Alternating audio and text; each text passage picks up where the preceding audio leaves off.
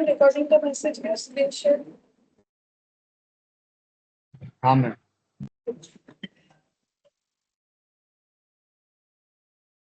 तो last class हम लोगों ने बोनस इशू जो है वो कंप्लीट किया था, ठीक है। आज हम लोग राइट इशू पढ़ेंगे।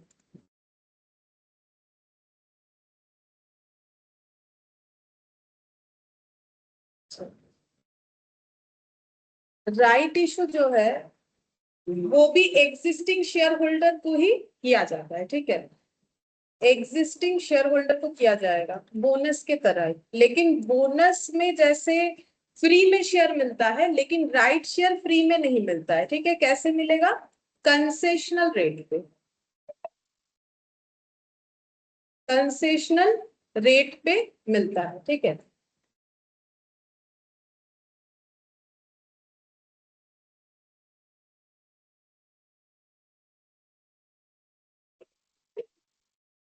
तो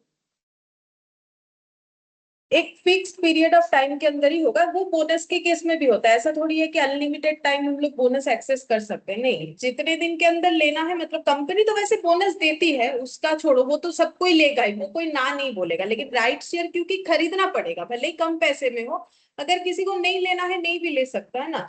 तो राइट शेयर जो इशू होता है ना, उसके बाद एक फिक्स टाइम रहता है, उसके अंदर उसे एक्सेस करना है, ठीक है।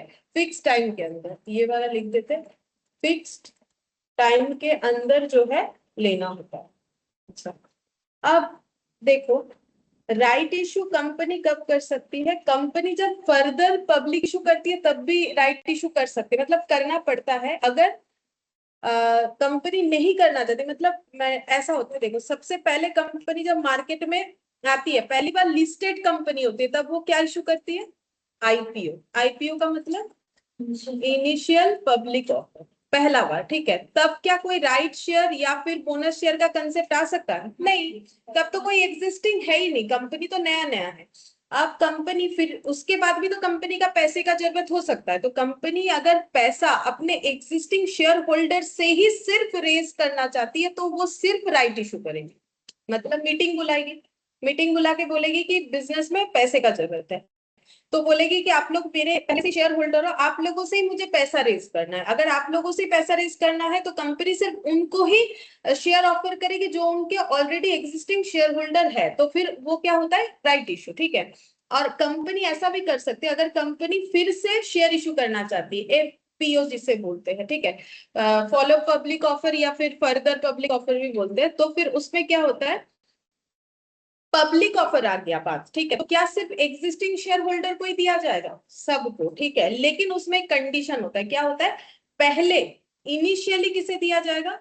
इनिशियली किसे ऑफर किया जाएगा? एग्जिस्टिंग वालों को, एग्जिस्टिंग शेयर होल्डर को। क्या ये कंपलसरी है एफपीओ करने पे? नहीं, कंपलसरी नहीं है, वैसा नॉर्मली कंपलसरी है, लेकिन अगर हम लोग स्पेशल रेजोल्यूशन पास करवा देते हैं और वहां पर ये हम लोग आइडेंटिफाई कर लेते हैं कि भाई हमें एग्जिस्टिंग शेयर होल्डर से पैसा नहीं मिलने वाला है, मतलब उन्होंने सभी ने बोल दिया कि नहीं हम लोग और शेयर नहीं खरीदेंगे, तो कंपनी सीधा सीधा पूरा पूरा पब्लिक को ही कर देगी, ठीक है। तो एफपीओ करते वक्त right issue plus public issue हो सकता है, या फिर सिर्फ और सिर्फ पब्लिक इशू भी हो सकता है, ठीक है।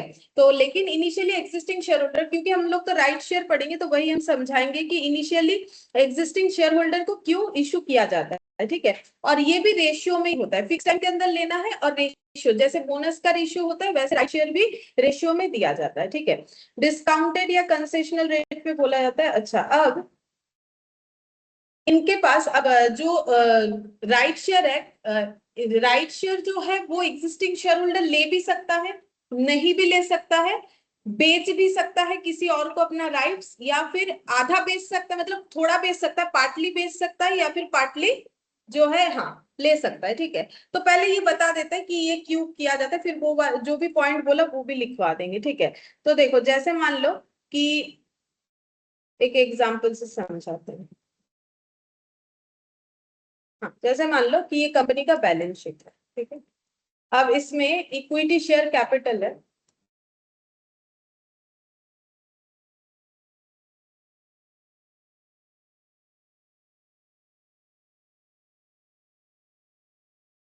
इक्विटी शेयर कैपिटल है मान लो 1 लाख, कैपिटल यानी रुपीज में, और यहाँ पर मान लो नंबर ऑफ शेयर्स है 10,000 एट द रेट ऑफ 10 करके, ठीक है। अब जब इनिशियल पब्लिक ऑफर हुआ था तो मान लो कुछ इतने सारे लोगों ने उनका शेयर खरीदा था, इनका अलग अलग नाम दे देते, चलो PQRSTUVWXY, ठीक है। ये इन्होंने शेयर, और ये सबके पास मान लो इक्वल नंबर ऑफ शेयर है। ये एग्जाम्पल आसानी से समझने के लिए करे, सबके पास मान लो 1,000 करके शेयर है, तो सबका परसेंटेज ऑफ होल्डिंग कितना? 10%, क्योंकि सबके पास 1,000 शेयर है आउट ऑफ 10,000, तो 10%, ठीक है। अब कंपनी मान लो कर रही है आफ्टर मान लो 5 years, एक एग्जाम्पल है, ठीक है। कंपनी ने फिर मान लो फर्दर पब्लिक ऑफर कर दिया 10,000, और मान लो सिर्फ और सिर्फ पब्लिक को ही कर दिया, जो कि कंपनी कर सकती है लेकिन स्पेशल रेजोल्यूशन पास करने के बाद। लेकिन हम यहाँ पर ये समझाना चाहते हैं कि अगर स्पेशल रेजोल्यूशन का कोई बात नहीं था, फिर भी कंपनी ने फर्दर इशू सिर्फ बाहर वाले के लिए कर दिया, तो इनका क्या प्रॉब्लम होगा? अब अगर फिर से 10,000 शेयर इशू किया है, तो टोटल नंबर ऑफ शेयर्स अब कंपनी के बैलेंस शीट में कितना दिखेगा? 20,000। अब बोलो इनका होल्डिंग, अब इन्होंने तो कुछ खरीदा नहीं है, ठीक है, तो इनका परसेंटेज ऑफ होल्डिंग कितना हो जाएगा? 50%। बढ़ कैसे जाएगा? 1,000 ही तो शेयर है इनके पास आउट ऑफ, हाँ, तो कितना होगा? देखो कितना हो रहा है,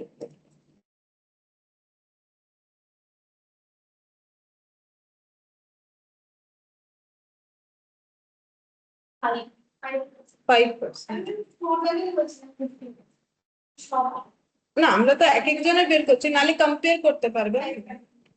तो फिर देखो होल्डर लोगों का क्या हुआ, जिनका पहले 10% होल्डिंग था, उनका होल्डिंग कितना हो गया? कम होके 5%। तो ये इनके लिए लॉस है कि नहीं?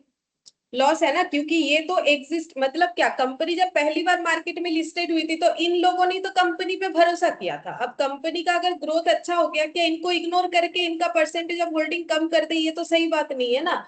तो रूल्स लाया गया कि एफपीओ करो, लेकिन पहले राइट इशू करो उसके साथ, और अगर कोई स्पेशल रेजोल्यूशन पास करवा रहे हो जिसमें राइट इशू जो है एक्सक्लूड हो जा रहा है, तो ठीक है, वो चलेगा, लेकिन लॉ के हिसाब से चलना पड़ेगा, सेक्शन 62 मुझे जितना लग रहा है, ठीक है। तो उसके हिसाब से, तो जो भी हो, इसीलिए राइट इशू करना चाहिए ताकि इनका जो राइट्स है वो प्रोटेक्टेड रहे, इनका परसेंटेज ऑफ होल्डिंग कम ना हो, इसीलिए राइट इशू करना होता है, ठीक है। अच्छा, अब देखो राइट इशू जब होगा किसको होगा, इसका मतलब फ्लो चार्ट में अगर ऐसे लिख लेते, किसको होगा? एग्जिस्टिंग शेयर होल्डर को होगा। और ये इनके लिए ऑप्शनल है, कोई कंपलसरी बात नहीं है कि लेना ही पड़ेगा। अब किसी के पास अगर पैसा नहीं है तो कहाँ से लेगा? फ्री में तो नहीं मिल रहा है ना, पैसा भी तो होना चाहिए, तो फिर तभी ना खरीदेगा। तो आप देखो ये ऑप्शनल है कि वो सब्सक्राइब करे या ना करे, ठीक है। अब सब्सक्राइब में भी सब्सक्राइब करे या ना करे, और रिजेक्ट भी कर सकता है, ऑप्शनल है, सब्सक्राइब भी कर सकता है, रिजेक्ट भी कर सकता है, और क्या कर सकता है? रिनाउंस भी कर सकता है। रिनाउंस करने का मतलब हो जाएगा सेल और ट्रांसफर टू अदर। अब ये सेल या ट्रांसफर कैसे होता है? एक्चुअली एक राइट लेटर कंपनी भेजती है मेल करके, ठीक है। हम लोग चाहे तो वो लेटर को किसी और को सेल कर सकते हैं पैसा लेके, ठीक है, सेल कर सकते हैं, राइट सेल बोलते हैं इसे, ठीक है। पैसा लेके बेच सकते हैं, मतलब खुद नहीं खरीदना है, उनको दे दिया। अब उनको देने से फायदा क्या होता है? उनके लिए फायदा क्या है? उनको तो देखो मार्केट रेट में ही चीज मिलेगा, मतलब वो अभी दिखाएंगे हम कैलकुलेट करके, मार्केट रेट में मिलेगा, लेकिन उनका फायदा ये गारंटी उन्हें शेयर मिलेगा। मतलब जैसे मान लो कंपनी एफपीओ की है, अब अगर ओवर सब्सक्रिप्शन हुआ, हो सकता है उसका शेयर रिजेक्ट हो जाए, ठीक है, लेकिन वो अगर एग्जिस्टिंग अगर कोई शेयर होल्डर है जिसे राइट मिल रहा है, वो अपना राइट बेच रहा है और उसने वो राइट खरीद लिया, तो उसके पास गारंटी क्या हो जाएगा? शेयर मिलेगा ही। समझ में आ रहा है? पैसे का यहाँ बात नहीं, वैसे भी उसको पैसा महंगा नहीं पड़ेगा, वही पड़ेगा जो मार्केट से लेने से होता है। तब हम लोग सोच ही सकते हैं, अगर मार्केट से लेंगे जो पैसा देना है, किसी और से राइट खरीद के लेंगे तो भी सेम पैसा ही देना है, तो मार्केट से ही ले लेंगे ना। तो मार्केट से लेने में गारंटी कहाँ है? अगर ओवर सब्सक्रिप्शन हुआ तो फिर तो हमारा सिलेक्शन होगा, ऐसे जरूरी तो नहीं है, लेकिन इसमें क्या होगा? होगा। पैसा तो दोनों जगह बराबर लगना है, कहीं पर भी कम भी नहीं लगेगा, कहीं ज्यादा भी नहीं लगेगा, ठीक है। और पार्टली रिनाउंस भी हो सकता है, मतलब कोई अगर चाहे कुछ शेयर्स रख सकता है, बाकी बेच सकता है, ठीक है, partly renounce and partly subscribe.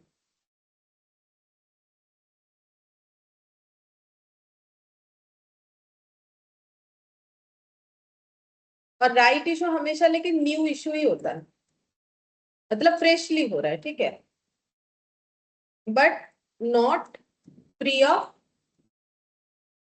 Cost. कैसे होता है? Concessional rate.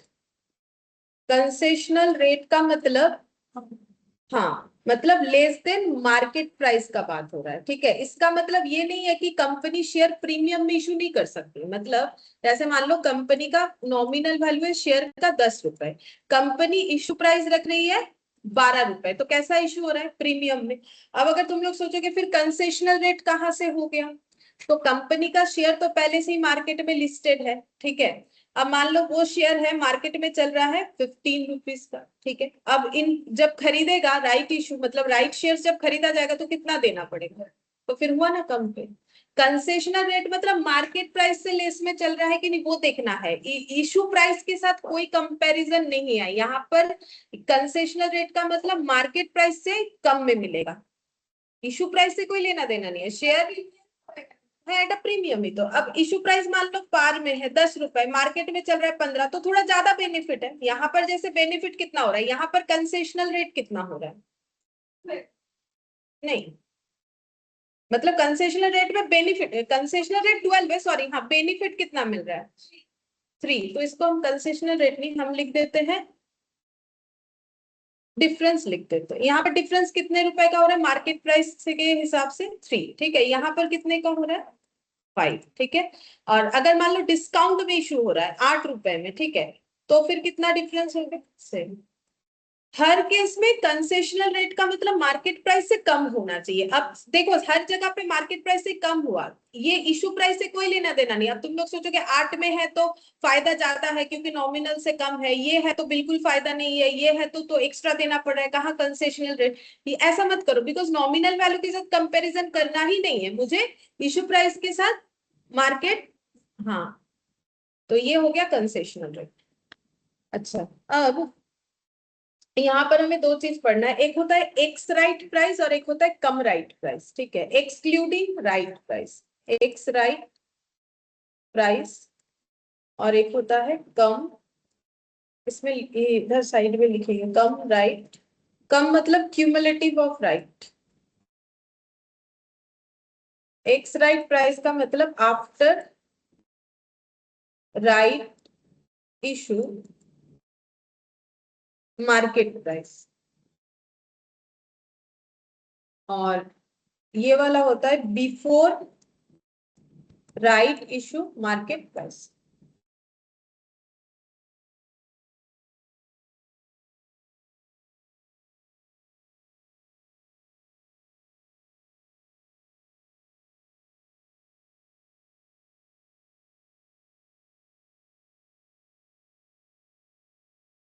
अच्छा, अब इसमें दो फॉर्मूला लिखना है, ठीक है।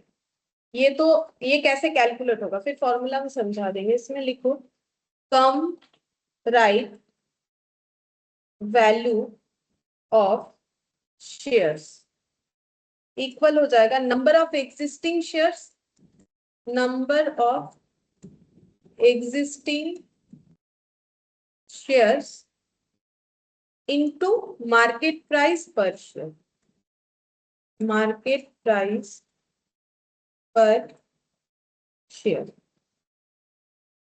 और ये वाला लिखना है एक्स राइट, ये वाला, इसका फॉर्मूला थोड़ा ज्यादा जगह चाहिए, मतलब मेरा तो यहाँ पर हो जाएगा ex right value of shares equal to cum right value of share, cum right value of shares plus right share into right issue price. Right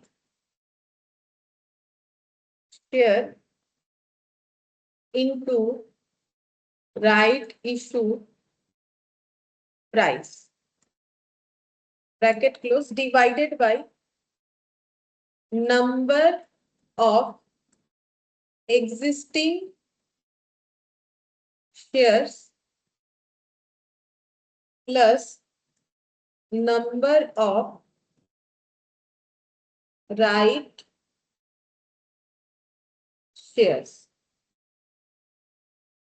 और एक formula value of right per share equal cum right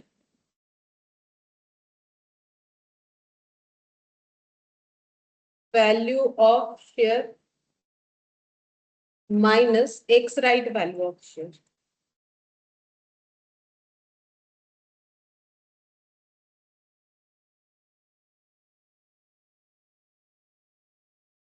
और cum right value of shares हमेशा market price में होता है, ठीक है। ऊपर वैसे भी लिखा हुआ है, ये यहाँ से देख सकते हो मार्केट प्राइस का होता है। ऐसे लिख के रखो, वो क्वेश्चन करोगे तब समझ में आएगा कि क्या करना है।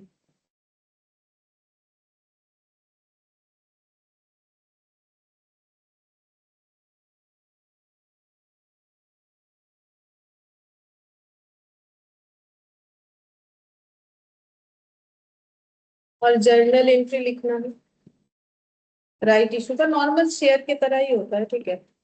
तो पहले लिखेंगे जर्नल एंट्रीज राइट इशू का, bank account debit to equity share application be application money receive being application money receipt। फिर ट्रांसफर करो जैसे किया जाता है, equity share application account debit to, हाँ, और टू सिक्योरिटीज प्रीमियम भी लिख के रख दो क्योंकि नॉर्मली प्रीमियम में होता है। एक कंपनी फर्दर पब्लिक इशू करी तो चांसेस होता है कि उसका शेयर, बिजनेस अच्छा चल रहा है तो प्रीमियम में ही इशू करेगी, ठीक है। अगर बिजनेस अच्छा नहीं चल रहा है तो क्या वो शेयर इशू करेगी? नहीं। तो इसीलिए प्रीमियम का चांसेस ही हाई होता है। टू सिक्योरिटीज प्रीमियम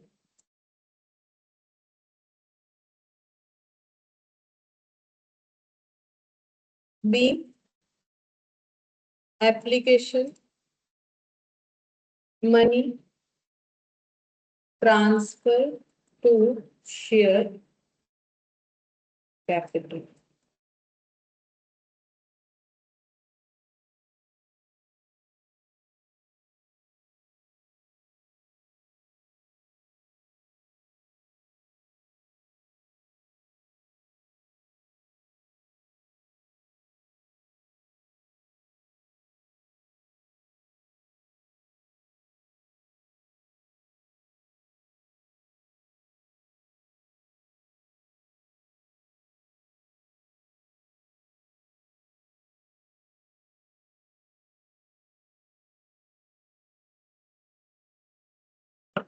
ठीक है, पहले के एग्जांपल से समझते हैं। ऑलरेडी इशूड शेयर है, मान लो किसी कंपनी का 50,000, ठीक है। One right share for 5 existing share, मतलब किसी के पास अगर पहले से, हाँ, 5 शेयर है तो उसे राइट शेयर कितना मिलेगा? 1, ठीक है। अच्छा, अब मान लो हम ऐसा एग्जांपल ले रहे हैं, ये एक शेयर होल्डर है, इसके पास 5 शेयर है, ठीक है। 5 शेयर है, बस ये एक ही शेयर होल्डर है, ठीक है। तो फिर अभी इसके पास कितना राइट शेयर आ जाएगा? 1, ठीक है। तो न्यू प्लस एग्जिस्टिंग अगर इसका देखे तो ये हो गया टोटल, ठीक है। तो न्यू कितना आएगा? 1, एग्जिस्टिंग कितना है? 5, तो टोटल कितना हो जाएगा? 6, ठीक है। अच्छा, अब अगर कंपनी का टोटल इशूड शेयर कितना है? 50,000, तो एग्जिस्टिंग के नीचे क्या लिखेंगे? 50,000, ठीक है। तो फिर कंपनी कितना सारा राइट शेयर इशू कर सकेगी, वही तो न्यू होगा ना, 10,000। ठीक है, तो कंपनी राइट शेयर इशू कर सकेगी टोटल 10,000। तो कंपनी का टोटल नंबर ऑफ शेयर्स कितना हो जाएगा, 60,000। ठीक है।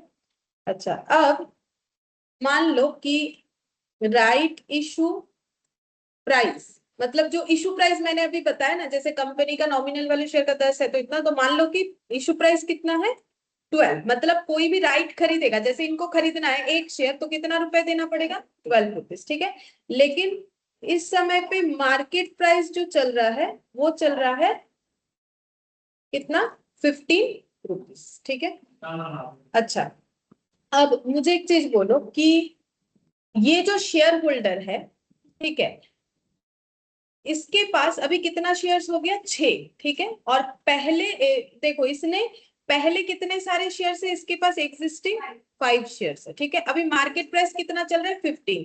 तो हम लोग ये कैलकुलेट करेंगे कि इसके पास कितने रुपए का इस कंपनी का शेयर्स है। तो इसके पास कितना शेयर्स है, पहले से 5 शेयर्स। और एक एक शेयर का आज के डेट पे जो वैल्यू है वही उसका शेयर का वैल्यू होगा। तो आज के डेट पे मार्केट वैल्यू कितना है, 15। तो इसके पास कितने रुपए का शेयर हो गया, मतलब ये तो ये ना पॉइंट नहीं, ये गलती से यहाँ पर दिख रहा होगा तुम लोग को, ये 15 लिखा है मैंने। ठीक है।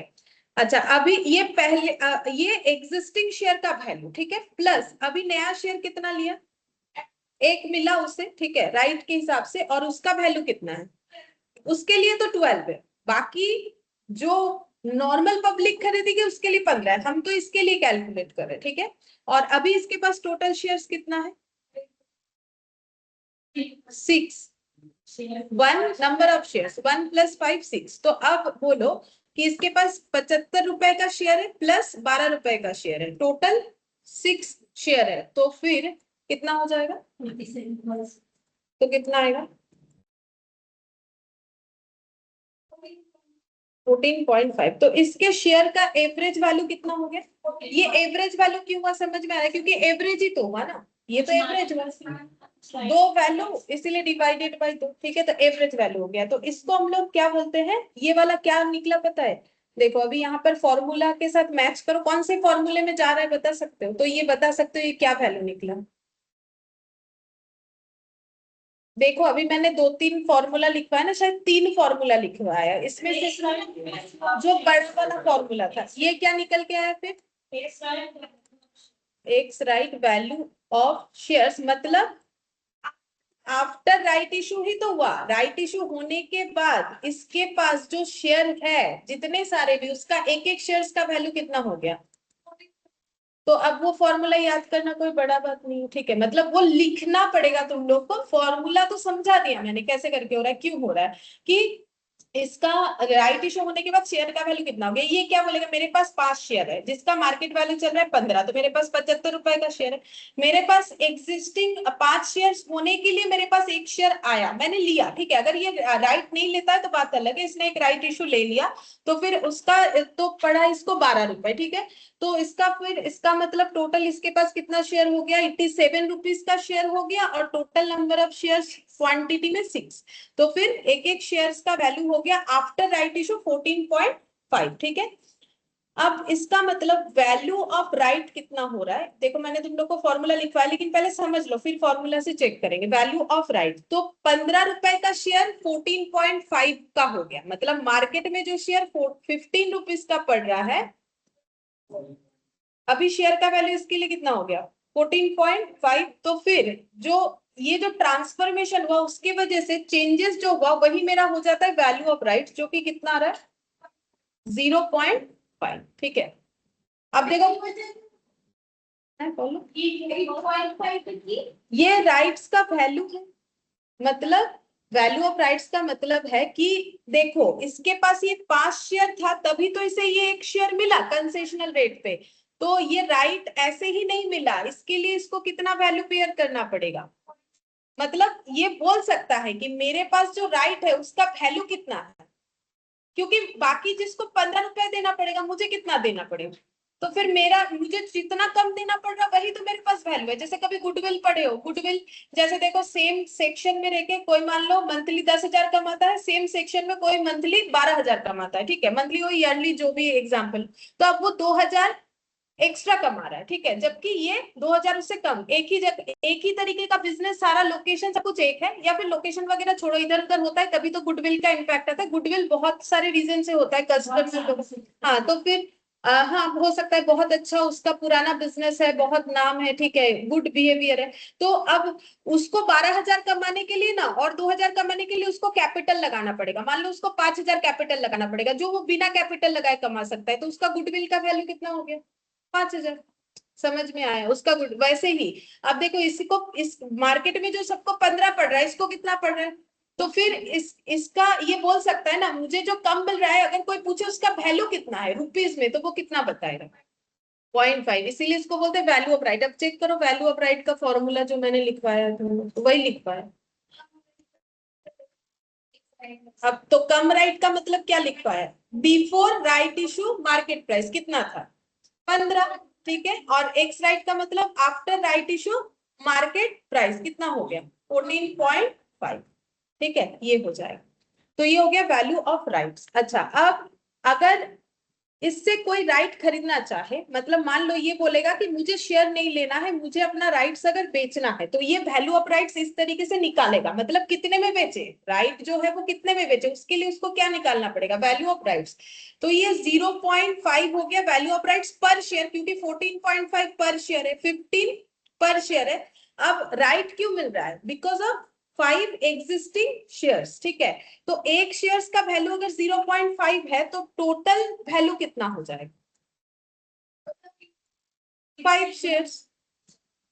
5 शेयर्स है, एग्जिस्टिंग 5 के लिए तो एक मिल रहा है, 6 के लिए तो नहीं। एग्जिस्टिंग 5 है तभी तो मिल रहा है, तो फिर कितना हो रहा है? टोटल वैल्यू कितना हो रहा है? 2.5। ठीक है, मतलब अब देखो, अगर इससे कोई ये शेयर अगर मार्केट में कोई खरीदने जाएगा, क्योंकि अभी कंपनी उसे कितने में इशू कर रही है? 12 रुपए। अब मान लो कोई एक दूसरा पर्सन है, ये मार्केट से खरीदने जाएगा, तो इसको कितने का पड़ेगा?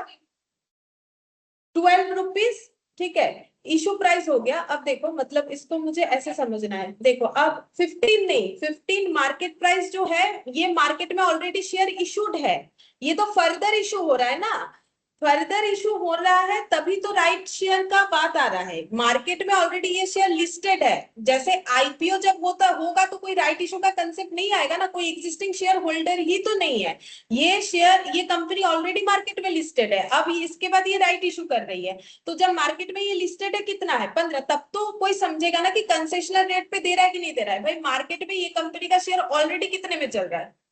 15। ठीक है, अब बाकी लोगों को तो मार्केट से खरीदना है, तो कितने में खरीदना पड़ेगा? 15 या 15 में खरीदना पड़ेगा, लेकिन ये जो पर्सन है ये खरीदेगा, तो इसको कितने का मिले? 12 रुपए।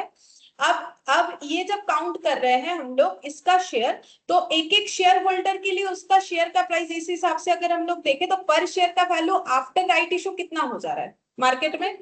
राइट इशू होने के बाद 14.5 हो गया। क्यों होता है पता है? क्योंकि ये तो मैंने एक शेयर होल्डर का बताया, किसका भी देख लो, सारे शेयर्स का प्राइस तो एवरेज हो जाएगा, नहीं होगा? पहले एग्जिस्टिंग शेयर्स, फिर उसके बाद क्या हो गया?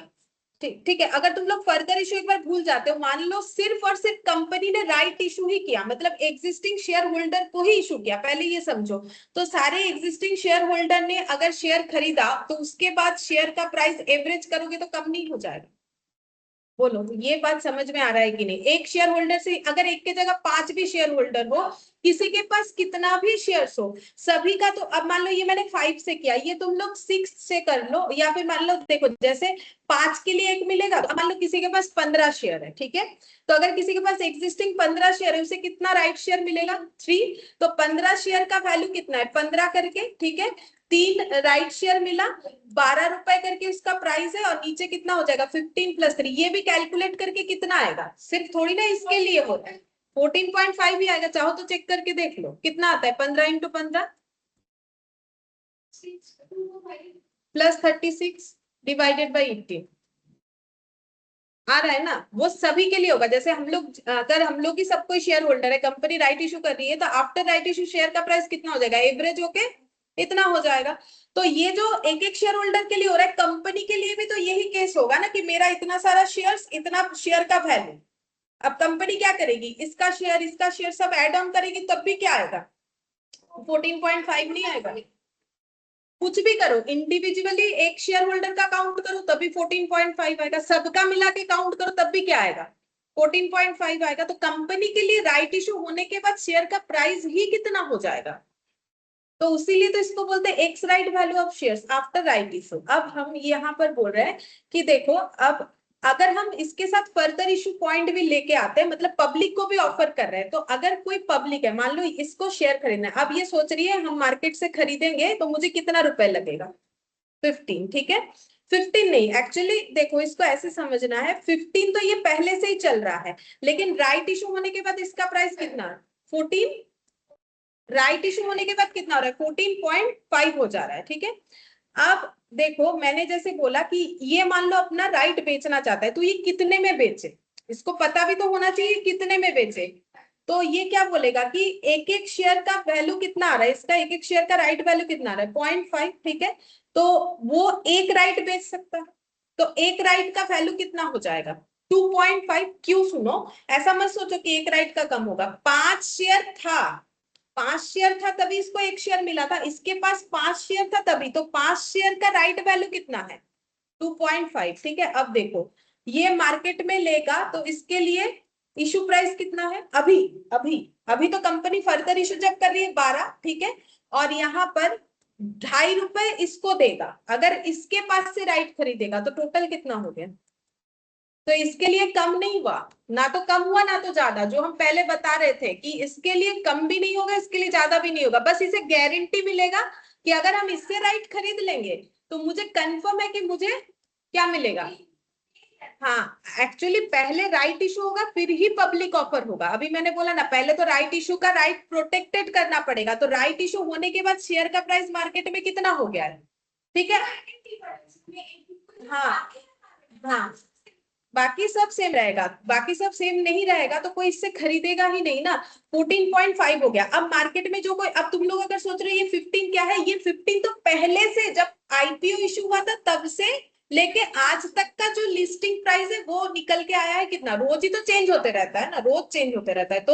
तो मान लो कि ये पहली बार जब इशू हुआ था उसके बाद, मतलब बिफोर राइट इशू ये प्राइस कितना है 15, ठीक है, बिफोर राइट इशू ये प्राइस कितना है 15। अगर तुम लोग वैल्यू ऑफ राइट्स में भी देखोगे 15 के बारे में क्या लिखा हुआ है, देखो, कम राइट वैल्यू, कम राइट का मतलब क्लियर है, कम राइट का मतलब before right issue market price, मतलब कंपनी ने राइट इशू करने के पहले कंपनी का मार्केट प्राइस कितना था 15, राइट इशू होने के बाद ये समझ में आया क्यों 14.5 हुआ। अब पब्लिक सोच रही है अब हम खरीदेंगे, ठीक है, अब पब्लिक खरीदेगी तो उसको कितने का मिलेगा, कितने का मिलेगा 14.5, लेकिन वो अगर कंपनी से डायरेक्ट खरीदने का सोचेगी तो 14.5 करके भी मिलेगा कि नहीं मिलेगा, उसमें क्या हो जाएगा डाउट, अगर ओवर सब्सक्रिप्शन हुआ। लेकिन अगर ऐसा कोई मिल जाए एग्जिस्टिंग शेयर होल्डर जो अपना राइट बेचने चाहे तो वो उससे भी खरीद सकता है, क्या उससे उसको ज्यादा पड़ेगा, नहीं पड़ेगा। वो क्या बोलेगा पता है, मुझे 2.5 दे देना, क्यों, क्योंकि देखो मेरा इसका कोई कीमत तो है ना, मैंने 5 शेयर खरीद रखा था तभी तो मुझे एक शेयर मिला था, ठीक है। तो हम वो एक शेयर बेचेंगे तो उसका वैल्यू कितना है, हम ये एक शेयर फ्री में थोड़ी ना तुम्हें दे देंगे, तो हम उसे एक शेयर बेचेंगे तो उसका वैल्यू कितना है, एक शेयर का वैल्यू कितना है, एक शेयर का राइट वैल्यू कितना है 0.5। अब मेरे पास 5 के लिए राइट जनरेट हुआ है तो 5 शेयर का राइट वैल्यू कितना हो गया 2.5। तो देखो 12 रुपए तो तुम कंपनी को ऐसे भी दोगे, अगर ये मार्केट से भी खरीदेगा तो इशू प्राइस कितना है 12 रुपए, तो 12 रुपए कंपनी को तुम ऐसे ही देते, प्लस कितना मेरे से 2.5, तो तुम्हें वही पड़ेगा, हम तुमसे ज्यादा नहीं ले रहे, तुम्हारा वही पड़ेगा जो तुम अगर डायरेक्ट अप्लाई करोगे तुम्हें जितना पड़ना चाहिए। लेकिन डायरेक्ट अप्लाई में तुम्हारे लिए प्रॉब्लम क्या है, रिस्क है, तुम्हें मिल भी सकता है नहीं भी मिल सकता है, लेकिन अगर तुम मेरे से ले लोगे तो तुम्हें ये मिल जाएगा।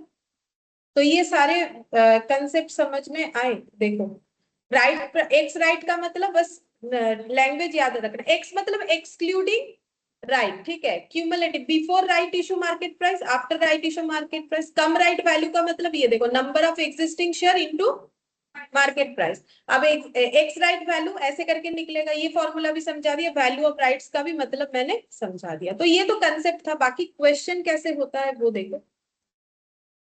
ये समझ में आया कि नहीं, पहले बोलो, ये 14.5 ये सारे बात समझ में आए या नहीं आए। ठीक है, अगर आया तो ये वाला क्वेश्चन मुझे करके बताओ।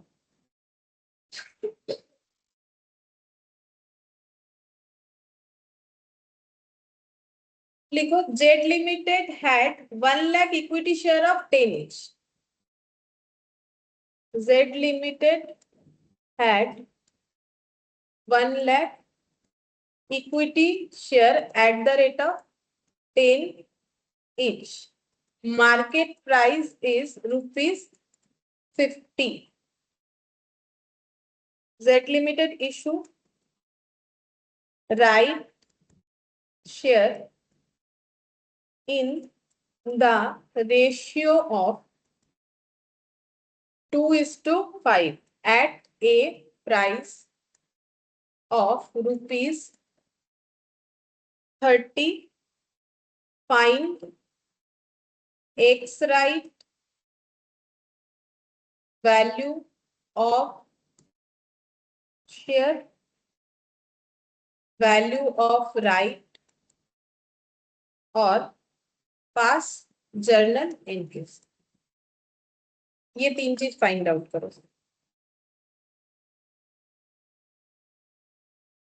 देखो फॉर्मूला बिना देखे कोशिश करो बताने का. सबसे पहले है कि हम लोग को बोला है x right value of share, तो क्या निकालने के लिए बोला है? राइट इशू मार्केट प्राइस क्या होगा, मतलब वो बड़ा वाला फॉर्मूला जो मैंने तुम लोग को भी समझाया. तो उसके लिए सबसे पहले क्या निकालना पड़ेगा? कितना सारा राइट शेयर इशू कर रहा है कंपनी, क्योंकि यहाँ तो कोई एक शेयर होल्डर के लिए नहीं है, पूरे कंपनी का ही मुझे बताना है. ठीक है, तो सबसे पहले बोलो नंबर ऑफ राइट शेयर कितना इशू होगा. नंबर ऑफ राइट इशू 40,000 हो रहा है. ठीक है, क्योंकि देखो बोला है 2:5 और हमेशा पहले क्या रहता है? New old. ठीक है, तो 5 के लिए 2, तो 1 के लिए 2/5 और 1 लाख के लिए कितना हो जाएगा? मतलब ये बोनस के जैसा ही है इसमें, मतलब ये तो नॉर्मल कैलकुलेशन है. बोनस क्या है? ये नॉर्मल मैथमेटिकल कैलकुलेशन है. 40,000 शेयर जो है राइट के हिसाब से इशू होगा. अब निकालेंगे राइट, ये वाला ex right value of shares. तो ex right value of shares का मतलब पहले वो सोच लो कि क्या होता है आफ्टर राइट इशू. तो देखो कैसे समझोगे कि क्या मुझे फॉर्मूला लगाना चाहिए. तो राइट इशू होने के बाद पहले बोलो कंपनी का राइट इशू होने के पहले शेयर का वैल्यू कितना है, उसके बाद, क्योंकि दोनों को मिला के मुझे एवरेज करना है. राइट इशू प्राइस निकालने का मतलब ही होता है एवरेज करना. तो कंपनी के पास पहले कितना शेयर था, अभी कितना हो गया? 40,000. तो मुझे 1,40,000 शेयर्स का वैल्यू निकालना है पर के हिसाब से, मतलब टोटल 1,40,000, तो एक एक शेयर का वैल्यू कितना है. ठीक है, तो 1 लाख का वैल्यू कितना है? 1 लाख इंटू 50. ठीक है, हमेशा मार्केट प्राइस पे ही लेना होता है, नॉमिनल वैल्यू नहीं लेना है. ठीक है, और राइट इशू कितना हुआ? 40,000. अब हाँ, ये कितने में हुआ है वही लेना पड़ेगा. तो उसी के हिसाब से तो उसका वैल्यू डिसाइड होगा, क्योंकि वो शेयर 30 का है, तो फिर कितना हो जाएगा?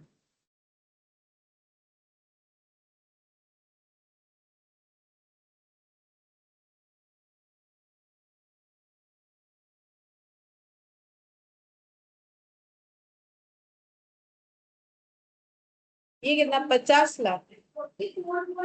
হ্যাঁ হ্যাঁ পয়েন্টে চলে আসছে, যাই 550 লাখ और डिवाइडेड बाय 1,40,000, तो फिर कितना आ जाएगा? तो ये हो गया after right issue market price. अब वैल्यू ऑफ राइट निकालो. वैल्यू ऑफ राइट का मतलब क्या? दोनों मार्केट प्राइस के अंदर का difference, before right issue after right issue. Value of right 5.71, पहले था 50. हमेशा कम हो जाएगा बिकॉज एवरेज होने की वजह से. क्यों कम हो रहा है देखो, यहाँ मैथमेटिकली समझ में आ जाएगा. पहले एक शेयर कितने का था? 50. अब एक शेयर कितने का हो गया? 30. अब हम लोग ऐसा थोड़ी बोल सकते कंपनी का शेयर 50 का भी है 30 का भी है, ऐसा तो नहीं बोल सकते. तो मुझे क्या करना पड़ेगा? एवरेज. तो 50 शेयर एक है ना, 50 तो हम एक शेयर का ही वैल्यू बोल रहे हैं, 30 भी एक शेयर का वैल्यू बोल रहे हैं, तो 2 शेयर. तो एवरेज करो कितना होता है? 80. वो नंबर ऑफ शेयर्स की वजह से शायद चेंज हो जाएगा. नहीं, यहाँ पर 2 थोड़ी है. हाँ, ये तो 3 के वजह से हो रहा है, मतलब रेशियो के हिसाब से लगाना है. 7 लगाना पड़ेगा. 7 होगा शायद, तो इसे 2 से मल्टीप्लाई करना पड़ेगा. मतलब ऐसे नहीं होगा, ऐसे कर सकते हैं अगर एक शेयर के लिए निकालेंगे. 5 into 50 शायद ऐसे करने से आ जाएगा. 2 into 30 डिवाइडेड बाय 7, देखो कितना होगा. इससे होना चाहिए. सेम होना चाहिए वैल्यू, मुझे जितना लग रहा है आ रहा है ना। मतलब वैसे तो नहीं लगा सकता, नहीं ये 50 5 पे करेंगे तभी तो ये 2 पे है ना, रेशियो के अकॉर्डिंग है, तभी ये नीचे 7, ठीक है।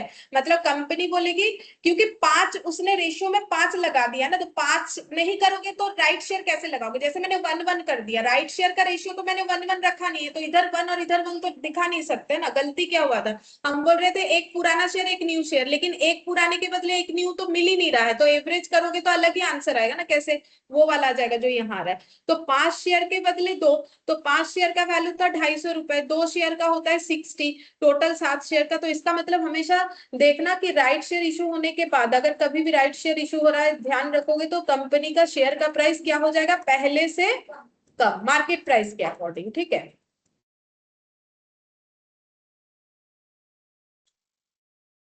अच्छा, अब वैल्यू ऑफ राइट कितना आया, 5.7, ठीक है, पर शेयर। अब अगर इसका टोटल ट्रांसफर प्राइस निकालोगे फिर कितना हो जाएगा, अगर निकालते हैं ट्रांसफर प्राइस, मतलब अगर कोई भी शेयर होल्डर अपना ये शेयर ट्रांसफर करना चाहे तो उसका ट्रांसफर प्राइस कितना होगा, ट्रांसफर प्राइस मतलब total value of rights into कितना हो जाएगा 5, क्योंकि वो 5 शेयर पे ही ये दाम लगाएगा ना, तो कितना होगा total transfer price. Transfer price मतलब जब किसी को बेचने जाएगा, हाँ तो फिर उतना हो जाएगा 5.71 इंटू 5 कितना हो जाएगा 28.55, ठीक है, 28.55।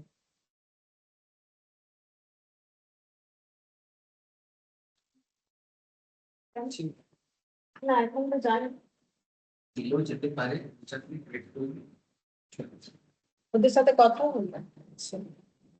এই ক্লাস থেকে না क्योंकि 5 उसके पास पुराना शेयर्स था तभी उसे 2 नया शेयर्स मिल रहा है, तो वो जब भी किसी को ट्रांसफर करेगा तो एक शेयर का ट्रांसफर वैल्यू, ये तो एक शेयर का ट्रांसफर, तो वो 5 के ऊपर लेगा ना, क्योंकि उसने 5 शेयर खरीदा था तो ही उसे 2 नया शेयर मिलेगा।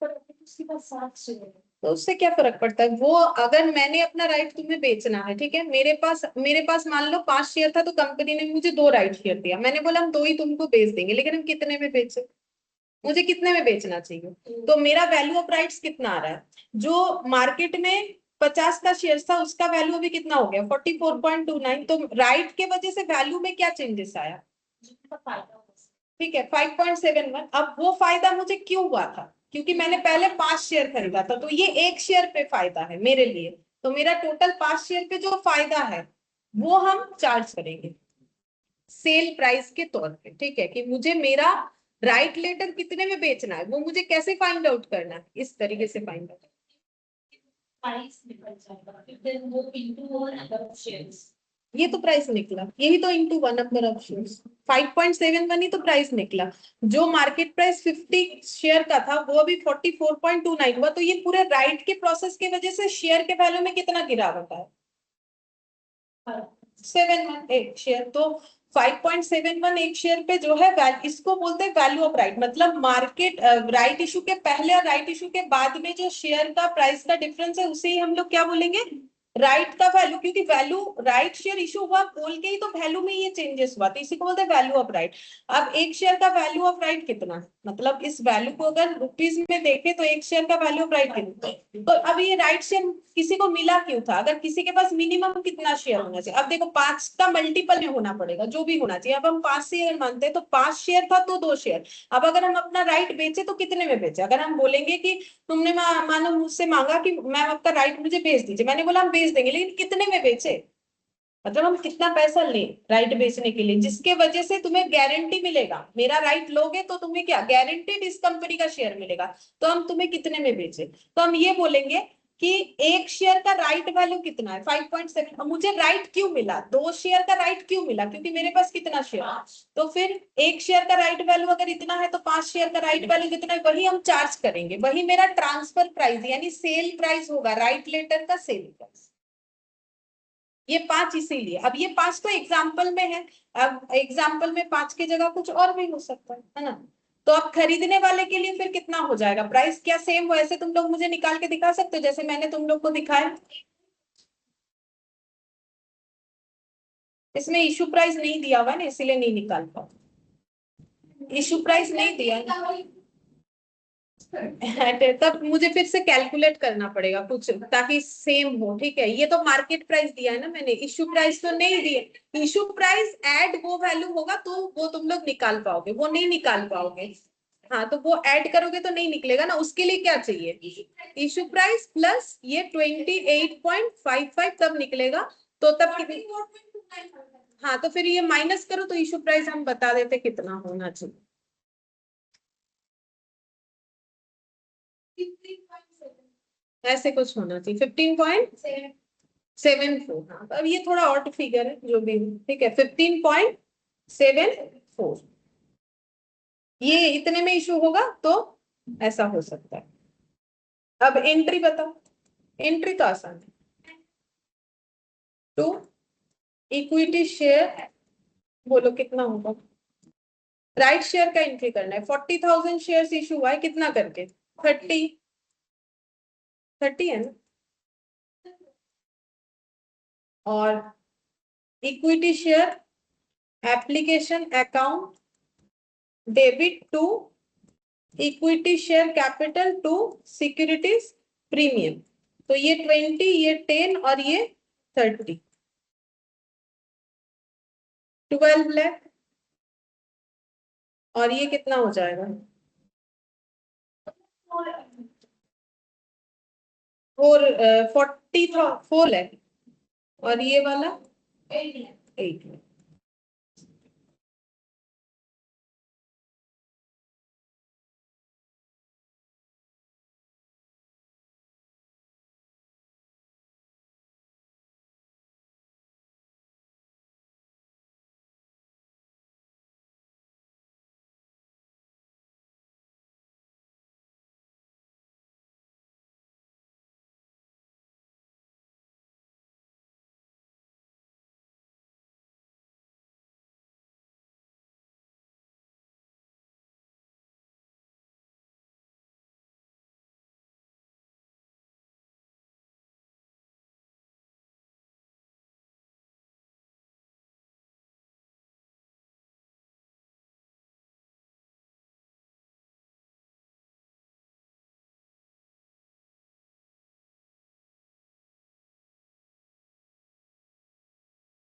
अच्छा,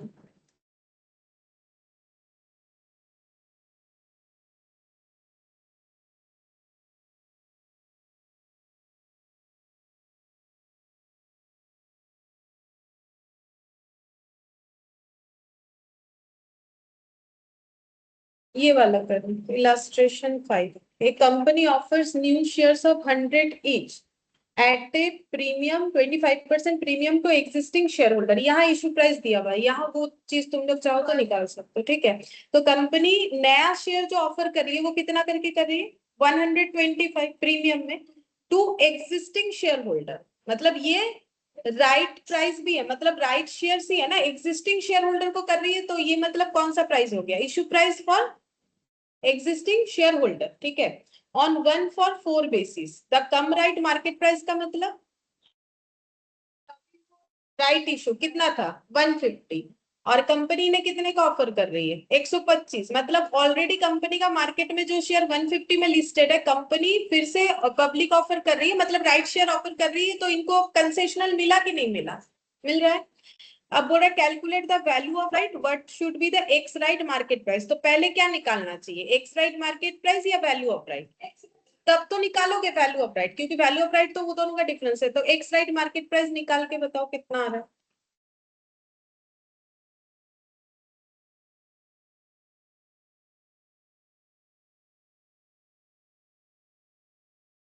एक्स राइट मार्केट प्राइस मतलब शेयर इशू हो जाने के बाद का प्राइस। तो कैसे निकालोगे? पहले कितना था, अभी कितना हुआ, divided by total number of share. एक शेयर वन करना पड़ेगा।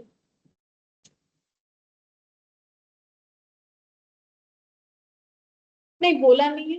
1 for 4 बेसिस। हाँ, तो फिर 4 एग्जिस्टिंग शेयर्स है, उसके अगेंस्ट में एक मिलेगा, मतलब 4 और 1 के बेसिस पे करना। मतलब पुराने शेयर्स का वैल्यू कितना हो जाएगा?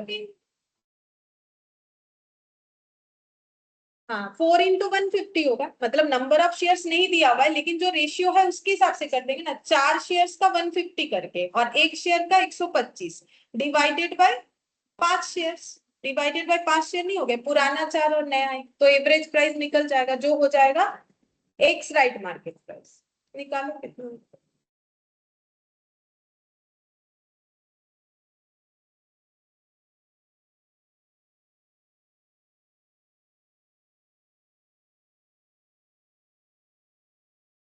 हम अब फॉर्मूला नहीं लिख रहे, डायरेक्ट कर दे रहे, तुम लोग जब एग्जाम में करोगे तो लिख देंगे। 145। अच्छा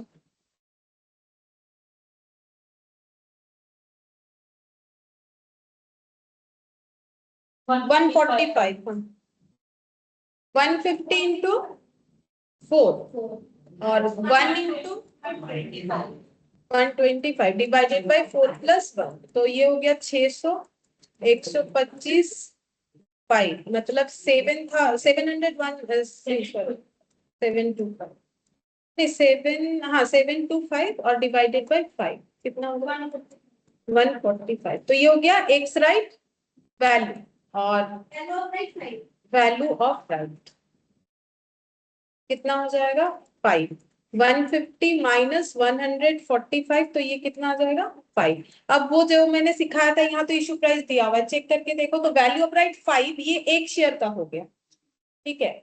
देखो कैसे सिखाया था ये, हाँ तो ये देखो कैसे सीखा था हम लोगों ने ये वाला, ये यहाँ पर, ये देखो इसका एक शेयर का इशू प्राइस कितना है 12 और टोटल वैल्यू, तो पहले उसका भी तुम लोग टोटल वैल्यू निकालो कितना होगा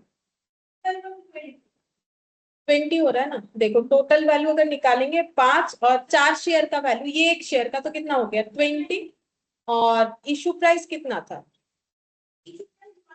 नहीं अगर वो मार्केट से लेगा तो राइट इशू के बाद शेयर का प्राइस कितना प्लस ये एक्स्ट्रा देगा, अगर राइट खरीदेगा तो कितना हो जाएगा 165 का पड़ेगा इसको।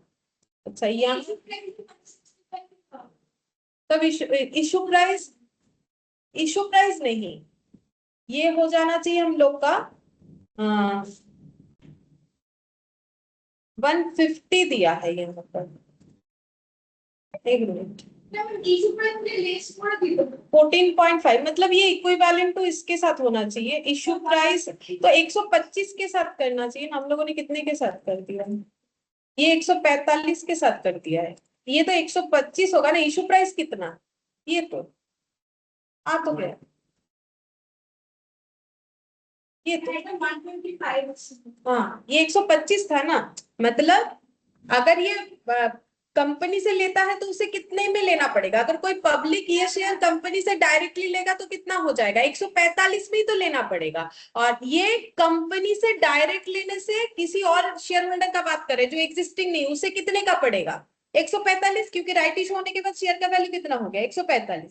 अगर यही चीज वो किसी एग्जिस्टिंग शेयर होल्डर से खरीदता है जिसके पास राइट है जो बेचना चाहता है, तो वो उसके लिए प्राइस कितना पड़ेगा, तो कितना हो जाएगा 125 और 145 इक्वली होगा, ठीक है। ये अगर तुम लोग नहीं भी देखते हो चलेगा, तुम लोग को बस इतना ही पूछेगा, लेकिन जो कंसेप्ट है वो हम बताने का कोशिश कर रहे हैं कि कैसे करके होता है।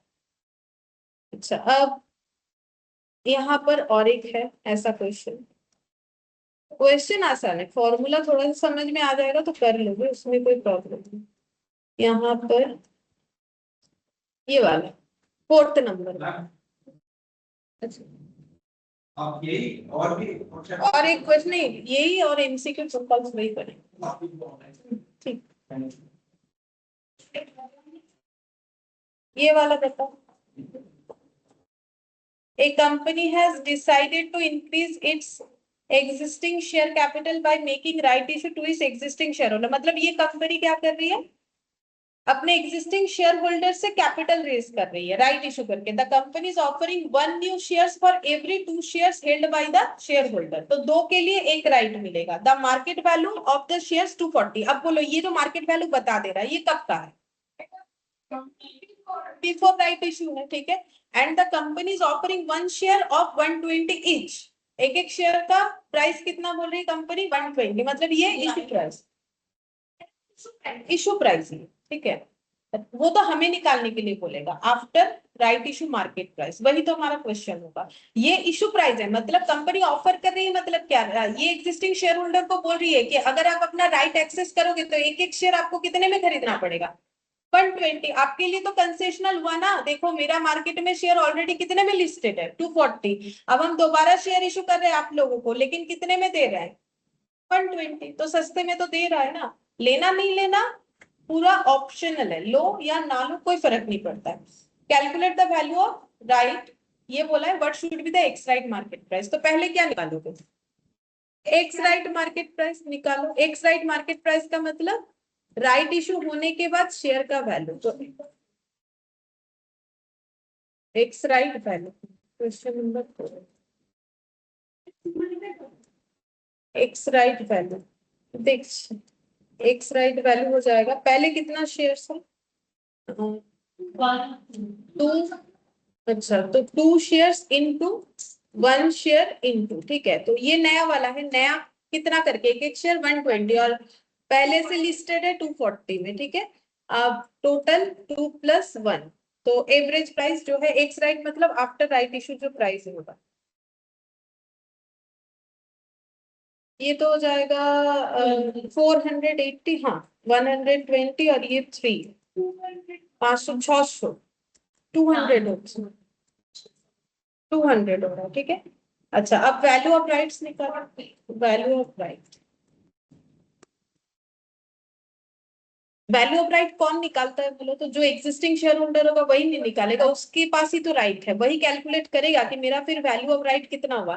तो वैल्यू ऑफ राइट मतलब पहले शेयर का वैल्यू कितना था, 240, अभी कितना हुआ 200, तो फिर कितना हो गया वैल्यू ऑफ राइट 40, 40 पर शेयर। इसमें भी तुम लोग वो चीज निकाल सकते हो, मतलब 120 + 80, 80 क्यों होगा, क्योंकि 2 शेयर्स के अगेंस्ट में एक मिल रहा है, मतलब टोटल वैल्यू अगर निकालोगे, टोटल वैल्यू ऑफ राइट, तो ये हो जाएगा 40 × 2, क्योंकि 2 शेयर्स का वैल्यू ऑफ राइट वो एडिशन करेगा, ठीक है, कि ये जो वैल्यू निकल रहा है ये तो पर शेयर है, लेकिन ये राइट उसे क्यों मिला था, क्योंकि उसके पास 2 शेयर्स था, तो फिर उसका वैल्यू ऑफ राइट्स टोटल होता है 80।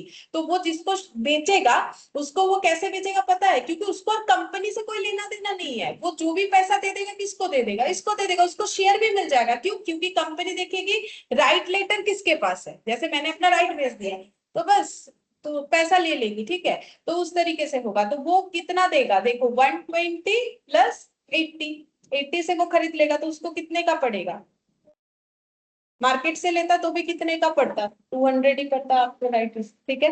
बस गारंटी मिल गया कि शेयर सब्सक्राइब, मतलब उसे अलॉटमेंट कंफर्म मिल रहा है, लेकिन मार्केट से लेगा तो कंफर्मेशन नहीं होगा, ठीक है। अच्छा एक और कंसेप्ट है वो बता देते हो, राइट शेयर में बस इतना सा ही है, ये सब तो हम लोगों ने कर लिया था। अच्छा पहले ट्रू फॉल्स कर ले या फिर पहले कंसेप्ट बता, चलो पहले कंसेप्ट ही बताओ, एक और कंसेप्ट है,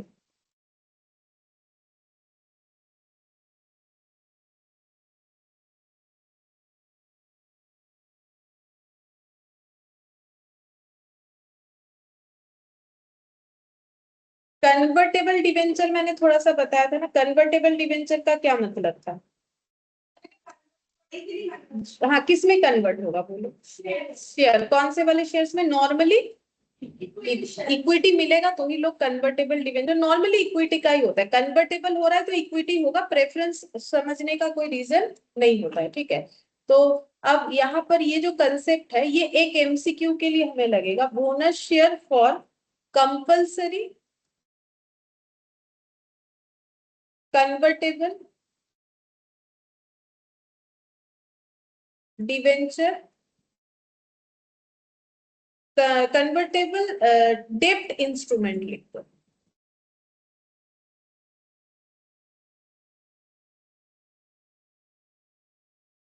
अब इसको भी हम एक एग्जांपल से समझा देते हैं, ठीक है। मान लो एक कंपनी है, उसने इशू किया है डिवेंचर, लेकिन कैसा डिवेंचर इशू किया है, कन्वर्टेबल।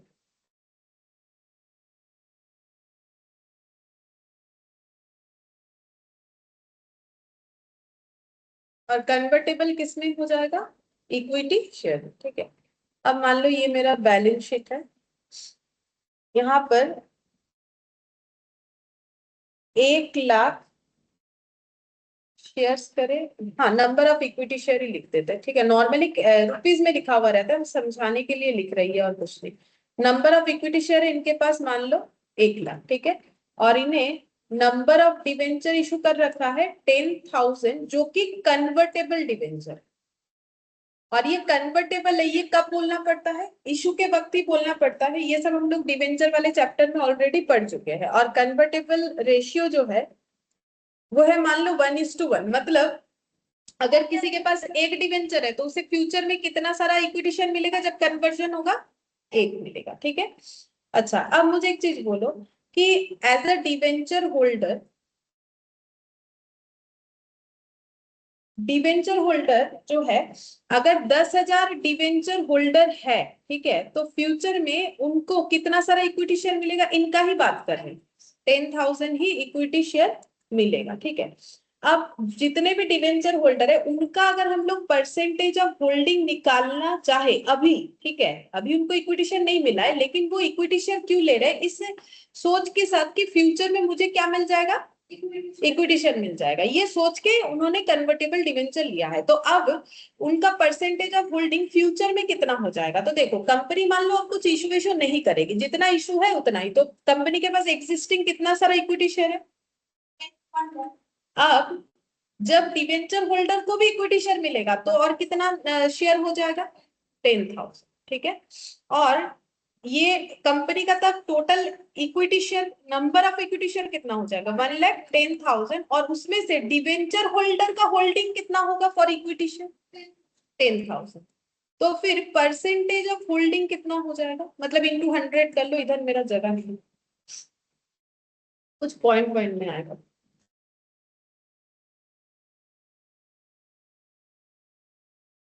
0.9%, ठीक है। मतलब डिवेंचर होल्डर को पता है कि जब फ्यूचर में मुझे शेयर मिलेगा मेरे इस डिवेंचर के बदले, तब डिवेंचर कैंसिल होकर शेयर बन जाएगा, तो मेरा परसेंटेज ऑफ होल्डिंग कितना हो जाएगा?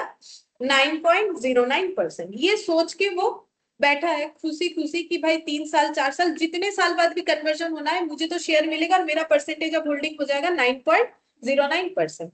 लेकिन मान लो इस बीच कंपनी ने बोनस शेयर इशू कर दिया, मतलब बिफोर कन्वर्जन, ठीक है, उसके पहले कंपनी ने बोनस इशू कर दिया, क्योंकि कंपनी तो बोनस अचानक से डिक्लेयर करती है, उसका कोई डेट नहीं है। हाँ, वही चीज देखो।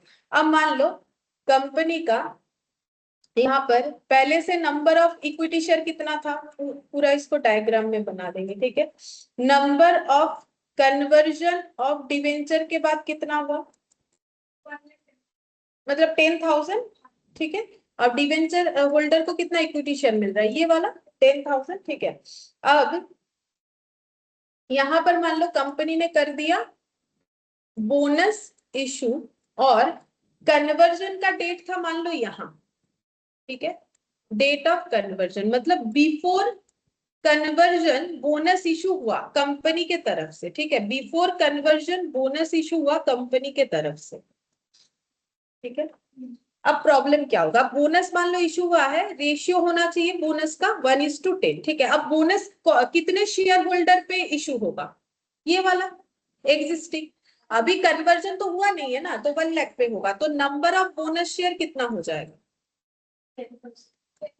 ठीक है, नंबर ऑफ बोनस शेयर हो गया 10,000। अच्छा, अब यहाँ कन्वर्जन का डेटा है, ठीक है। तो डिवेंचर होल्डर क्या सोच रहा था अभी तक? उनका थिंकिंग क्या था कि उनका परसेंटेज ऑफ होल्डिंग कितना हो जाएगा? 9.09%, ठीक है। अब लेकिन सिनेरियो बदल गया। अब डिवेंचर होल्डर को जो दिख रहा है वो क्या दिख रहा है? देखो, डिवेंचर होल्डर को ऐसे दिख रहा है, यहाँ पर लिख रहा है डिवेंचर होल्डर का percentage of holding after bonus issue कितना होगा, ठीक है। हाँ, तो देखो टोटल शेयर कितना, पहले कंपनी के पास कितना शेयर था? 1,00,000। कंपनी ने बोनस इशू किया, कितना शेयर हो गया? 10,000। और कन्वर्जन के बाद और कितना शेयर बन गया? 10,000। अब इतने सारे शेयर्स में डिवेंचर होल्डर के पास कितने सारे इक्विटी शेयर है? सिर्फ और सिर्फ 10,000। अब परसेंटेज ऑफ होल्डिंग निकालो।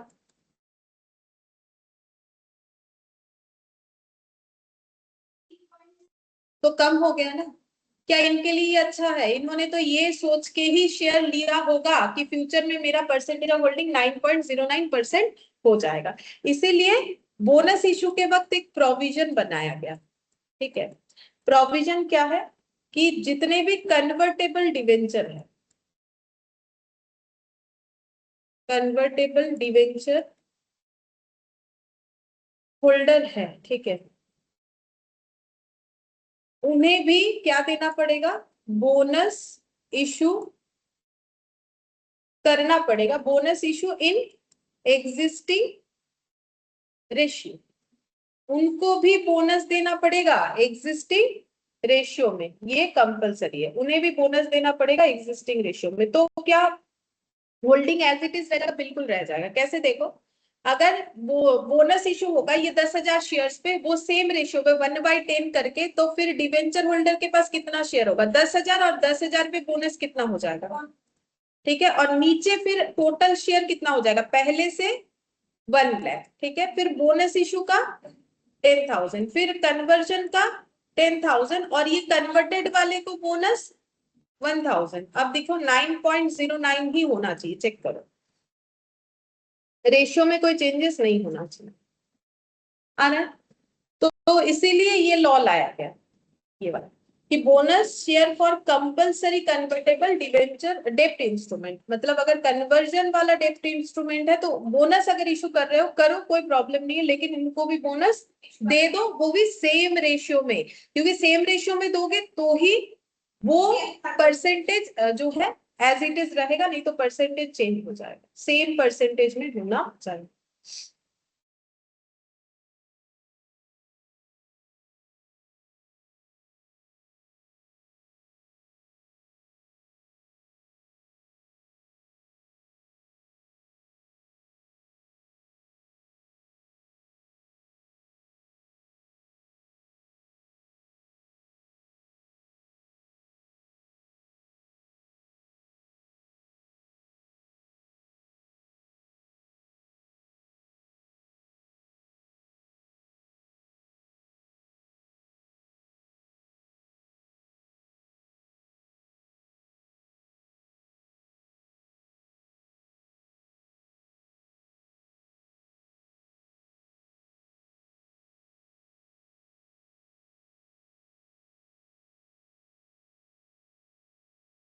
अच्छा, एक पॉइंट और बता देते हैं, अगर कभी एमसीक्यू में पूछ ले तो सिक्योरिटीज प्रीमियम का बोनस में मैंने तुम लोग को एक पॉइंट बताया था, याद है कि सिक्योरिटीज प्रीमियम हम लोग यूज कर सकते हैं, लेकिन कौन सा वाला? Collected in cash. लेकिन उसका एक रूल्स है कि अगर कोई कंपनी अनलिस्टेड कंपनी है तो वो सिक्योरिटीज प्रीमियम का कैश और नॉन कैश दोनों ही यूज कर सकती है, ठीक है। लेकिन अगर लिस्टेड कंपनी है तो फिर कौन सा रूल्स लगेगा? सिर्फ रियलाइज्ड इन कैश। ये बस याद रखने के लिए, बाई चांस एमसीक्यू में पूछ, अगर लिस्टेड कंपनी है तो सिर्फ रियलाइज्ड इन कैश वाला ही यूज कर सकेगी, लेकिन अगर अनलिस्टेड है तो उस केस में दोनों ही यूज कर देगी।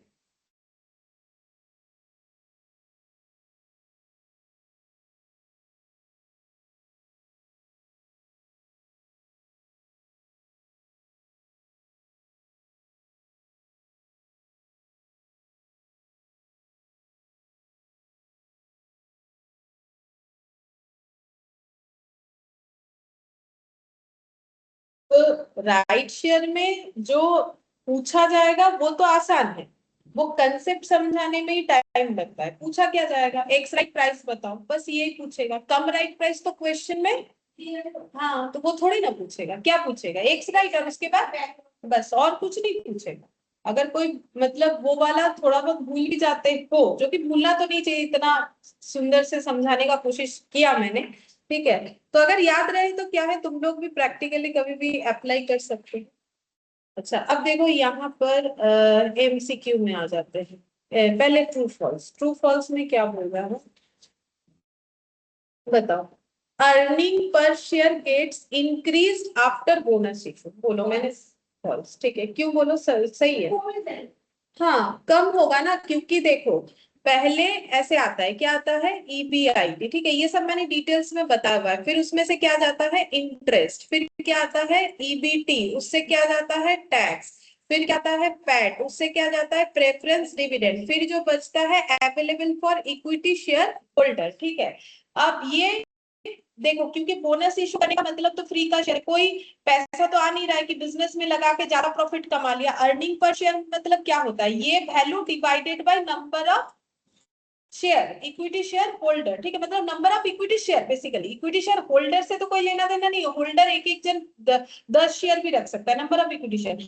अब ये तो मेरा एज इट इज रहेगा प्रॉफिट, क्योंकि प्रॉफिट तो तब पड़ेगा ना जब बिजनेस में किसी तरीके का इन्वेस्टमेंट होगा, बिजनेस एक्सपेंशन होगा तब। तो क्योंकि बोनस इशू करके ये तो बढ़ने वाला है नहीं। ठीक है, लेकिन ये क्या हो गया, बढ़ गया। जैसे 100 डिवाइडेड बाय 10 कर रहे हो, वहां पर 100 डिवाइडेड बाय मान लो 20 करना पड़ा, मान लो एक पुराने शेयर के बदले एक बोनस, तो 10 का शेयर कितना हो गया 20। तो पहले कितना हो रहा था ईपीएस, अब कितना हो रहा है 5। तो इंक्रीज कहाँ होता है, ये हमेशा डिक्रीज ही होता है। ये सब मैंने स्टार्टिंग में ही समझाया था। ठीक है, फिर इसके बाद ये सारे ऐसे एग्जाम्पल देके समझाया था। फिर बोल रहा है issued share capital including issue of right share, आज ही पढ़ा है, and bonus share may be more than the authorised capital. ये तो पढ़ो या ना पढ़ो ऐसे ही बताना नहीं होना चाहिए, कभी भी नहीं होता है, वो तो मेन लिमिट होता है ना। अगर ऐसा होता है तो हम लोगों ने क्या सीखा, लिमिट को हाँ बढ़ाना पड़ेगा। ठीक है, हम लोगों ने उसके ऊपर सीखा ना कि authorise limit plus bonus issue कर दो, या फिर ये देखो कि ऑथराइज्ड में से कितना इशू हुआ था और कितना इशू करना चाहिए था, बोनस में कितना एक्स्ट्रा हो गया वो ऐड ऑन कर दो। यही तो हम लोगों ने कैलकुलेशन सीखा। तो ये भी मेरा फॉल्स हो गया, ये भी मेरा फॉल्स हो गया। फिर ये वाला क्या बोला है, right issue of shares result in decrease of market value per share in comparison to market price before right issue. आज ही क्या राइट इशू, ये टू, क्योंकि एवरेज हो जाता है, पहले जो मार्केट प्राइस था। आज भर भर के क्वेश्चन किया, भर भर के तो नहीं किया मतलब ठीक है, 2-3 जो भी किया, और भी करवा सकते हैं, मेरे पास है। ठीक है, चलो एंड में कर लेंगे, तो बोल दिया तो करना पड़ेगा। ये देखो अभी तो सिखाया, पहले जो प्राइस था उससे क्या हो जाता है, एवरेज हो जाता है, इसीलिए कम हो जाता है ना। कोई चीज एवरेज होता है तो उसका प्राइस हमेशा क्या होता है, कम ही होगा, एवरेज होने पे कम हो जाता है। तो ये वाला ट्रू। फिर बोल रहा है right shares are normally offered at price more than the cum right value of shares. हाँ, कम राइट का मतलब कौन सा value, before before right issue. ठीक है, अब बोल रहा है right shares normally offered at price, तो फिर लेगा क्यों, है ना। तो फिर शेयर होल्डर लेगा क्यों, राइट शेयर का प्राइस हमेशा कौन सा होता है, मार्केट प्राइस से कम होता है, तभी तो राइट शेयर इशू कर रहे हैं ना, उनको बेनिफिट दे रहे हैं। जो पहले ट्रस्ट करके हमारे पास शेयर खरीदे थे उन्हें कम में देना पड़ेगा, कंसेशनल रेट, हमेशा फ्री में नहीं होता है but concessional rate. Which of the following can not be use, हाँ ये वाला, ये मैनिपुलेटेड रिजर्व होता है, ये थोड़ी ना बिजनेस का कोई क्रिएट किया गया प्रॉफिट से बनाया हुआ रिजर्व है। सीआरआर सिक्योरिटीज प्रीमियम तो यूज कर सकते हैं, बट हाँ securities premium collected in cash, लेकिन उसका भी मैंने आज तुम लोग को बता दिया, अगर कोई अनलिस्टेड कंपनी है तो दोनों ही यूज करेगी, नहीं है तो फिर हाँ लिस्टेड है तो कैश कर।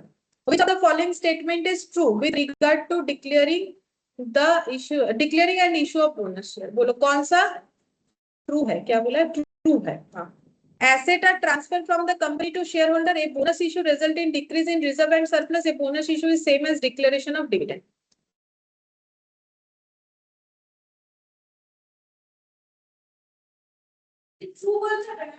हम्म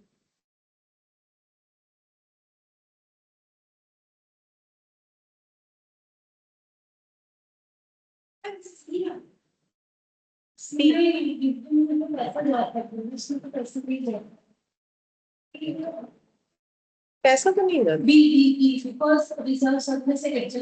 रिजर्व सरप्लस डिक्रीज होता है। और ये वाला जो है कि bonus issue is same as declaration of dividend, नहीं ऐसा बात नहीं कि सेम है, डिक्लेरेशन ऑफ डिविडेंड की तरह ही दिया जाता है, नहीं डिविडेंड तो प्रॉफिट बांट देते, इसमें तो शेयर बांटते हैं ना, मतलब एग्जैक्ट सेम तो नहीं। हाँ कंपनी ये बोल सकती है मेरे पास प्रॉफिट बांटने के लिए कैश नहीं है तो आप लोग शेयर लेके जाओ फ्री में, ठीक है, लेकिन एग्जैक्टली सारा चीज तो सेम नहीं होता ना, उसमें पैसे का आउटफ्लो होता है, इसमें फ्री का शेयर जाता है, इसीलिए इससे ज्यादा तो परफेक्ट ये वाला आंसर है ना। ये तो कंफर्म है कि बोनस इशू होगा तो रिजर्व सरप्लस ही कैपिटलाइज होगा, उसी को तो बोलते हैं बोनस इशू करना। फिर बोल रहे हैं which of the following statement फिर से true in case of bonus issue. अभी थोड़ी देर पहले किया। Convertible debenture holder will get bonus share in same proportion as to existing share holder. ये तो मैंने हेडिंग ही करवाया, ये तो एक रूल सही है, अभी तो करवाया कि अभी इतना सारा ड्रॉ करके अभी समझा के 5 मिनट भी नहीं हुआ होगा, मैंने ये वाला टॉपिक कंप्लीट करके ही ट्रू फॉल्स स्टार्ट किया। ये तो इतना बड़ा हेडिंग में लिखा हुआ है, এটা তো হবেই। bonus share may be issued to convertible debenture holder at the time of conversion of such debenture into share। हाँ अभी तो मैंने बोला, देखो कब मिलेगा, कब मिलेगा, जब कन्वर्जन होगा तब मिलेगा। मतलब यहाँ नहीं देना है, यहाँ नहीं देना है, यहाँ कैसे दे दोगे, यहाँ तो वो शेयर होल्डर ही नहीं है। बोल रहा है कि देना जरूरी है, कब दोगे, जब वो शेयर होल्डर होंगे तब दोगे ना, क्योंकि बोनस थोड़ी ना डिवेंचर होल्डर वाले को मिलता है कि यहाँ दे दोगे, बट यहाँ देना पड़ेगा डेट ऑफ कन्वर्जन के वक्त, यानी आंसर सी।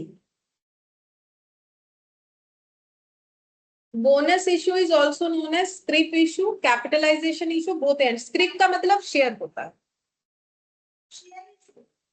बोनस तो शेयर ही है, और कैपिटलाइजेशन सी होगा, बोथ ए एंड बी।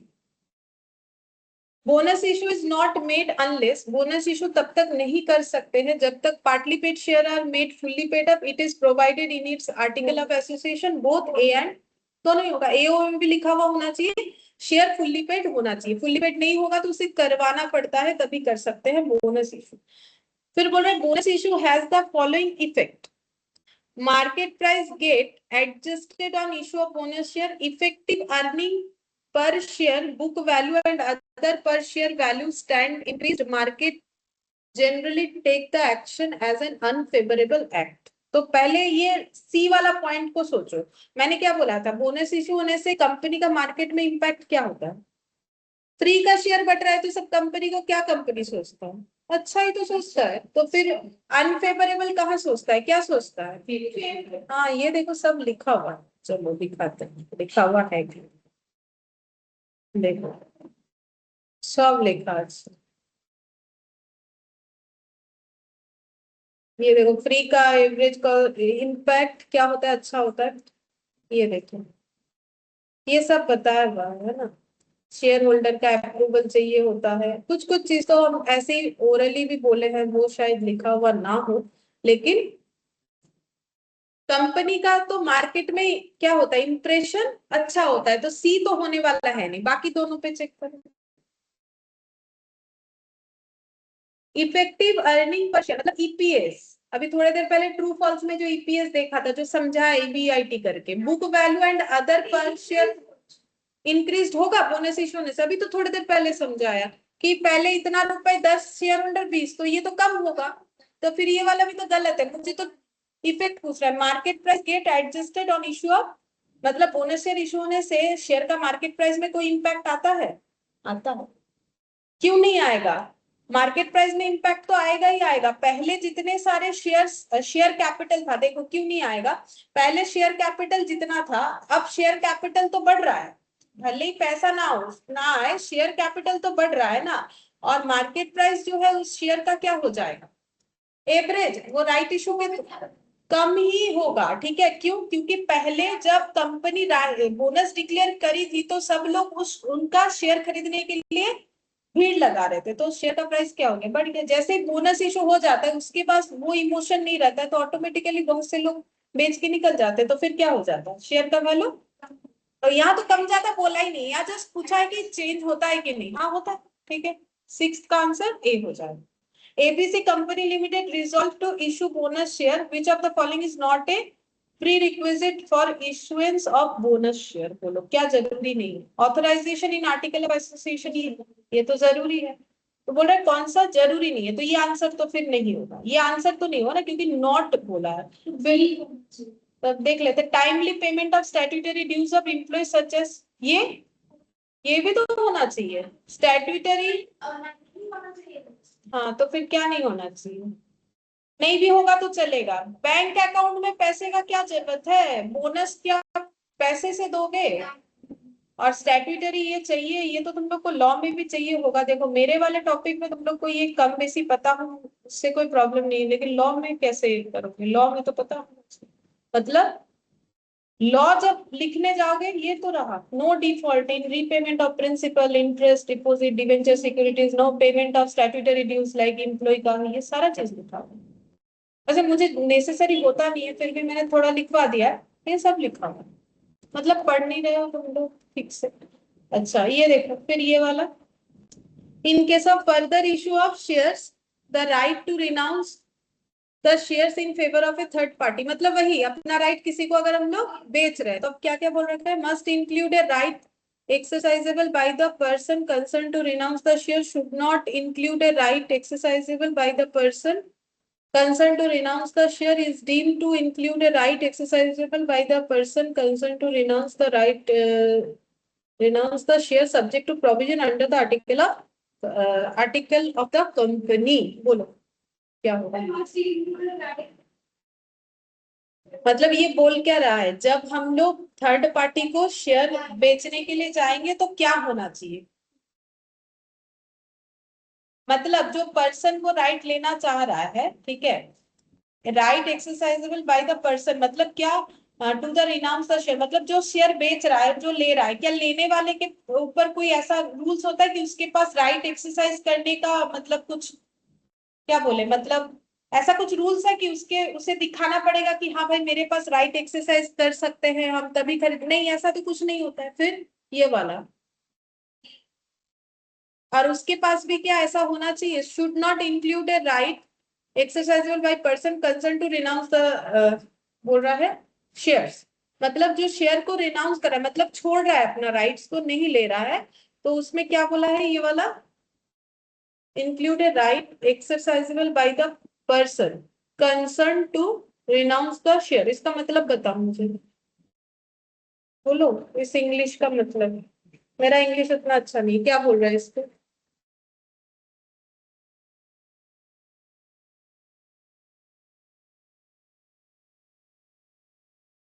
इसका मतलब बता दो, हम बोल दे रहे हैं, शुड नॉट इंक्लूड, হ্যাঁ এরকম কোনো, हाँ तो फिर ऐसा तो कोई रूल्स नहीं होता है, ठीक है। अब यहाँ पर बोला है, ये लास्ट वाला शायद बोल रहा है कि आर्टिकल ऑफ एसोसिएशन में ऐसा, is deemed to include a right exercisable by the person concern to renounce the share subject to provision under the article of the company. ये हो सकता है, ठीक है, अगर एओए में कुछ ऐसा बोला हुआ है तो शायद ऐसा हो सकता है कि आप नहीं बेच सकते हो, आप या तो ले लो या तो रिजेक्ट कर दो, ठीक है, ये पॉइंट हो सकता है। ठीक है, सी होने को हो सकता है, बाकी ए बी जैसा तो कुछ होता नहीं है, ठीक है। अब देखो बोल रहा है company share face value 10, book value 20, right issue price 30, market price 40, while recording the issue of right share the securities premium will be credited with, बोलो मतलब एंट्री सोचो, सिक्योरिटीज प्रीमियम कितने से क्रेडिट होगा?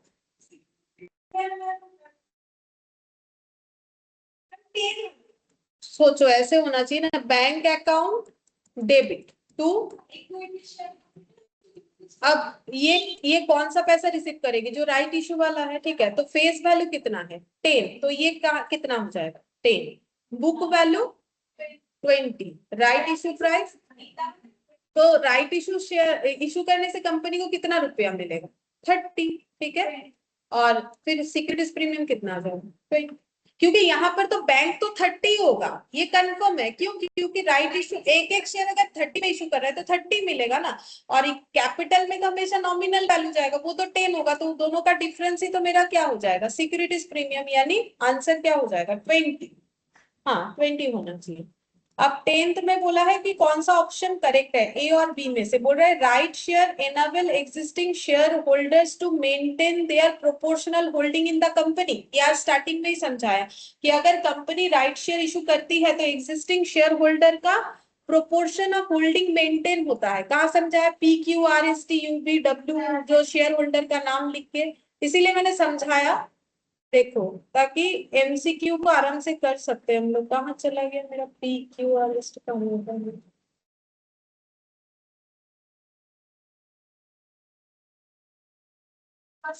ये रहा, देखो इनका परसेंटेज ऑफ होल्डिंग पहले 10% था, अब कितना हो गया।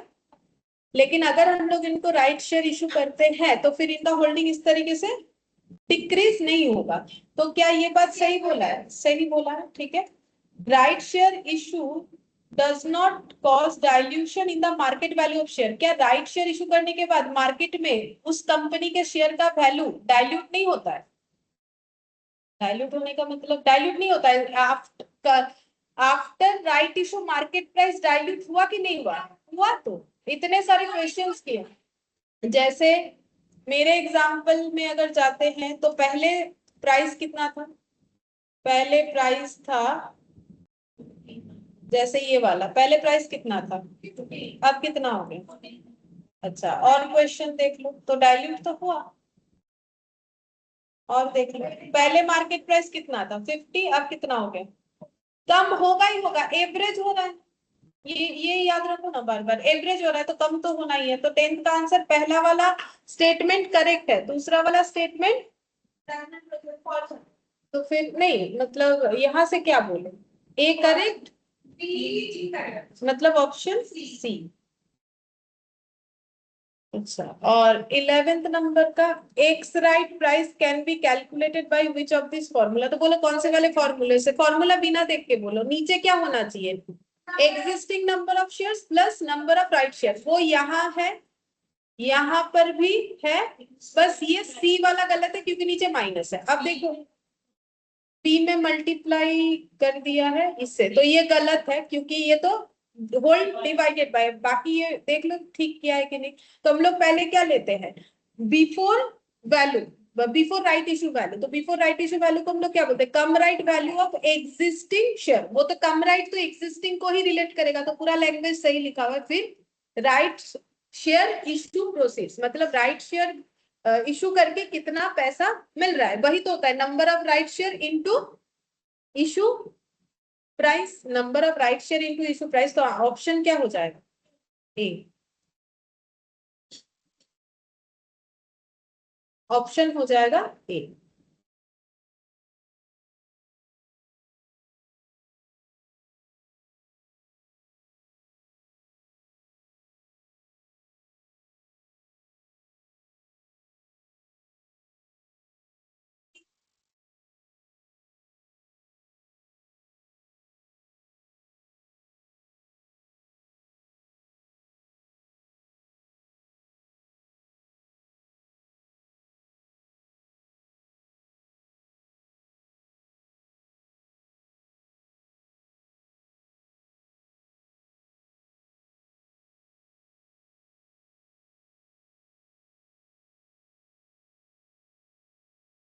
ये देखो इफेक्ट ऑफ राइट इशू, यहां से ऐसे दे दिया है, देखो क्या लिखा है।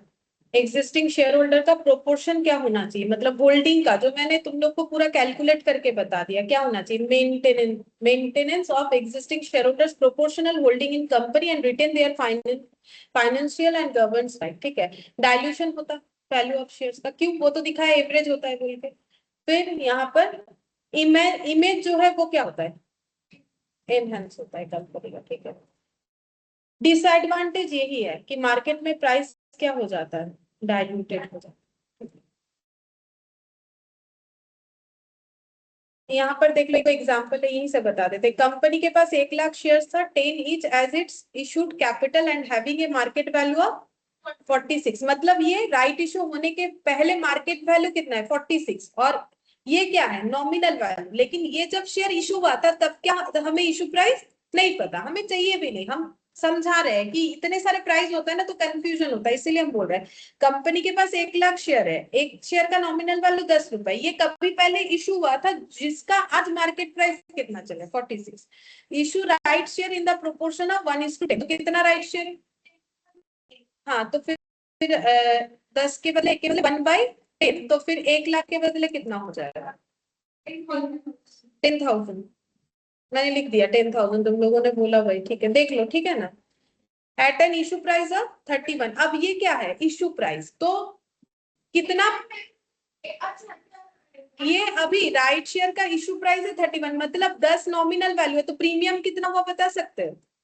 21। ठीक है, ऐसा एमसीक्यू में था ना, इसीलिए हम बोल रहे हैं इशू प्राइस 31 है अभी जो इशू हो रहा है, पहले कितना था वो लेकिन हमें नहीं पता, वो हमें दिया हुआ होता नहीं क्योंकि इस तरह के टॉपिक के रिलेवेंट है नहीं, ठीक है। अब इशू प्राइस कितना है 21, पास journal entries for issue of right, तो बैंक अकाउंट डेबिट, तो एक एक शेयर इशू करके कितना मिलेगा 31, कितना शेयर इशू हो रहा है अभी हम लोगों ने निकाला 1 लाख नहीं, राइट शेयर ना, राइट शेयर का एंट्री करने बोला, राइट शेयर कितना इशू हो रहा है 10,000, कितना करके 31, तो कितना हो गया, अब ये कितना करके होगा, शेयर कैपिटल हमेशा कितना करके हो, तो कितना हो जाएगा 1 लाख, अब देखो प्रीमियम निकला 21 निकाला था, कितना हो जाएगा 2 लाख, ठीक है। तो इस तरीके का क्वेश्चन भी तो हमें पूछ सकता है, तो हर एक पॉइंट में क्या लिखा हुआ है उसको 2-3 बार देखोगे, अलग अलग क्वेश्चन में समझ जाएंगे। ये वाला देखो 70,000 शेयर है कितना करके 10 ये क्या है नॉमिनल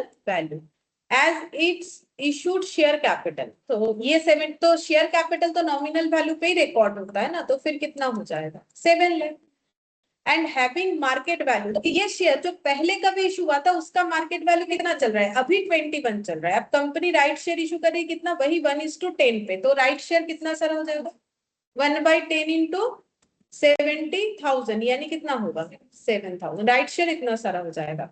राइट शेयर का इशू प्राइस इन्होंने कितना रखा 10, जर्नल एंट्री पास करने के लिए बोला है, तो 7,000 शेयर 10 करके पैसा मिलेगा, ठीक है। अब प्रीमियम में तो इशू हो नहीं रहा है क्योंकि nominal value equal issue price, तो सिक्योरिटीज प्रीमियम तो कुछ रिकॉर्ड होगा नहीं, तो फिर कितना हो गया bank account debit to equity share capital, ठीक है। तो ये प्रीमियम निकालने के लिए ये दो एग्जांपल जो है हेल्प करेगा कि कैसे करके प्रीमियम का कैलकुलेशन, मतलब क्या होता है ना, कोई कोई इसके साथ इसको माइनस कर देता है, कंफ्यूजन हो जाता है, लेकिन वो सब कंफ्यूजन हमें करना नहीं है। अगर राइट शेयर इशू हो रहा है तो राइट शेयर का इशू प्राइस हमें क्वेश्चन में जरूर गिवन होगा, उसको कंपेयर करोगे नॉमिनल वैल्यू से। अब नॉमिनल वैल्यू कहाँ गिवन होगा, वो भी क्वेश्चन में गिवन होगा। अगर कुछ ना हुआ तो कितना मानना है, क्योंकि इक्विटी शेयर है तो कितना मानना है 10, उसके साथ हमेशा कंपेयर होगा। ये वाला तो कर लिया,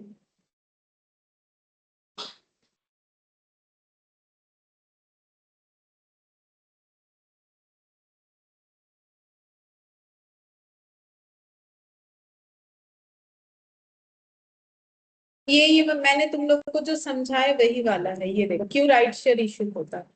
बोल रहा है कि कंपनी के पास कंपनी ने राइट इशू कितना किया 10,000 shares, when its existing issue and subscribed capital कितना है वो भी 1 लाख है।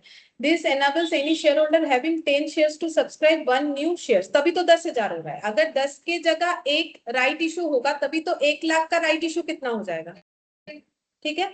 एक an existing share holder holding 1000 shares may subscribe to 100 share as matter of right, अगर एक्स बोल के कोई शेयर होल्डर है जिसके पास 1000 शेयर है तो उसको कितना राइट शेयर मिलेगा 1:10 रेशियो में 100, तो उसका एग्जिस्टिंग परसेंटेज ऑफ होल्डिंग कितना हो जाएगा 1000, और ये मैंने पहले कितना था existing percentage 1000 out of 1 lakh, पहले 1 लाख शेयर था और उसके पास कितना शेयर था 1000, तो परसेंटेज कितना है 1%, ठीक है।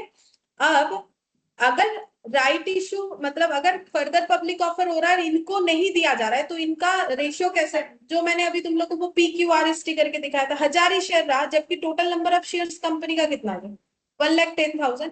लेकिन अगर हम लोग ये देखो ही में renounce the right in favour of, हाँ ये बोल सकता है कि वो अपना राइट अगर चाहे तो किसी और को बेच सकता है, फिर उसका प्रॉब्लम है, उसका परसेंटेज कम हो जाएगा, अगर वो किसी और को राइट बेचेगा खुद नहीं लेगा तो उसका परसेंटेज फिर कम तो होगा ही, लेकिन वो उसका प्रॉब्लम है, वो कंपनी को फिर लायबल नहीं कर सकता है, ठीक है।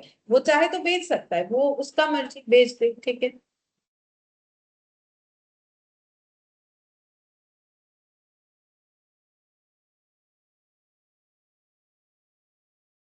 ये वाला देख 10,000 शेयर्स जिसका अगर वैल्यू है 1,25,000, बुक वैल्यू ऑफ 1 शेयर कितना हो जाएगा 12.50 पर शेयर, ये बुक वैल्यू निकालने का मेथड होगा। तो बुक वैल्यू निकालोगे पर शेयर का तो बुक वैल्यू पता होना चाहिए divided by number of shares पता होना चाहिए, ठीक है। ये वाला क्या बता रहा है, देखो बोल रहा है कंपनी के पास नेट वर्थ है 2,50,000, 1,000 shares are issued making it से राइट इशू ऑफ 1:10 और 1 new shares for 10 existing hold at a price of 15। मतलब ये राइट इशू प्राइस है। The existing worth of tangible asset held by the business, ये जो है 2,64,000 existing net worth 2,50,000 plus fresh issue equity share sell correspondingly command a valuation of 2,64,000। मतलब asset और liability का matching बता रहा है। देखो बोल रहा है कि कंपनी के पास, ये देखो अगर हम टी शेप में दिखाए कितना शेयर कैपिटल है 50,000, और ये कैसे बना है, बोल रहा है कि 1,000 शेयर्स इशू किया है। अच्छा, आप कंपनी 1,000 शेयर्स और इशू कर रही है 1:10 के हिसाब से और एट ए प्राइस ऑफ 14 पर शेयर, ठीक है। तो 14 इंटू 1,000 कितना हो जाएगा, 40,000, ठीक है। The existing worth of tangible asset held by the business कितना होना चाहिए, 2,64,000, क्योंकि एसेट और लाइबिलिटी बराबर होना चाहिए, तो इधर कैपिटल कितना होगा, तो इधर भी कितना होना चाहिए। तो वो इस तरीके से बता रहे थे 2 लाख, ये देखो मैंने दिखा है ना, ठीक है। फिर ये कितना हो जाएगा 2 लाख, क्योंकि एसेट लाइबिलिटी दोनों साइड अगर मैच नहीं होगा तो फिर बैलेंस शीट किस बात। और ये देखो ये बताया है, जो फॉर्मूला मैंने तुम लोग को सिखाया उसको एक एग्जांपल से बता दिया है कि वैल्यू ऑफ राइट, ये देखो ये 2,50,000, ये देखो cum right value of existing share जो कि यहाँ पर 2,50,000, और ये देखो वो जो एग्जांपल अभी देखा ना हम लोगों ने कि एसेट और लाइबिलिटी बराबर होना चाहिए, उसी से दिया है। कितना था, 2,50,000 शेयर 14 करके डिवाइडेड बाय 11,000, तो कितना हो जाएगा 24, 25 माइनस 24, ये हो जाएगा 1 रुपए करके, ठीक है। अच्छा, अब यहाँ पर करेंट फिर जो है यहाँ पर continuing the previous case, consider an individual share holder mister Narayan holding 100 shares of इस कंपनी का, ठीक है। Before right issue 100 shares hold कर रहा था, तो उसका करेंट जो वैल्यू है शेयर्स का कितना होता, मतलब वही क्वेश्चन को अगर हम लोग देखें तो पहले शेयर एक एक शेयर कितना करके रहा 25, तो इसके पास जो करेंट वर्थ है शेयर का कितना है 2,50,000। अब इसे राइट शेयर भी मिलेगा, कैसे करके मिलेगा, कितना करके बोला था 100 के लिए 1:10 बोला था ना, तो फिर कितना हो जाएगा 10 राइट शेयर मिलेगा, एक एक शेयर कितना करके 14, तो कितना हो जाएगा 140। तो पहले कितना था, जो शेयर उसके पास था 2,500 रुपए का शेयर उसके पास था, अभी कितने रुपए का शेयर आया, तो टोटल कितने रुपए का शेयर आया, और उसके पास टोटल शेयर कितने हो गए, पहले 100 था राइट के वजह से 10, तो फिर अभी उसके पास जो शेयर है उसका एवरेज प्राइस कितना हो गया 24, तो इसी को बोलते हैं एक्स राइट मार्केट प्राइस, क्योंकि x right market value of the share या मार्केट प्राइस, क्योंकि ये राइट इशू होने के बाद का वैल्यू है, ठीक है। और अगर वो अपना राइट एक्सरसाइज नहीं करते हैं, ठीक है, तो फिर उनका वैल्यू कितने से कम होगा, डिक्लाइन कितने से होगा 2,400 से। क्यों नहीं होगा, क्योंकि देखो उनका वैल्यू कितने से कम होगा 2,400 से, क्यों, क्योंकि उनके पास कितने सारे शेयर्स थे होने चाहिए, कितने सारे 100 शेयर्स था, ठीक है। और एक एक शेयर का मार्केट वैल्यू कितना हो जा रहा है 24, तो मतलब वो अगर, हाँ तो फिर कितने से कम होगा 2,400 से कम होगा, ठीक है। वही बोला है, ठीक है, और तो कुछ है नहीं कि अगर वो ना ले तो इतने से कम, बस यही सब बोला है कुछ। ठीक है, तो ये वाला कंप्लीट हो गया। नेक्स्ट क्लास में शायद रिडेम्पशन ऑफ प्रेफरेंस शेयर पढ़ेंगे हम लोग, ठीक है।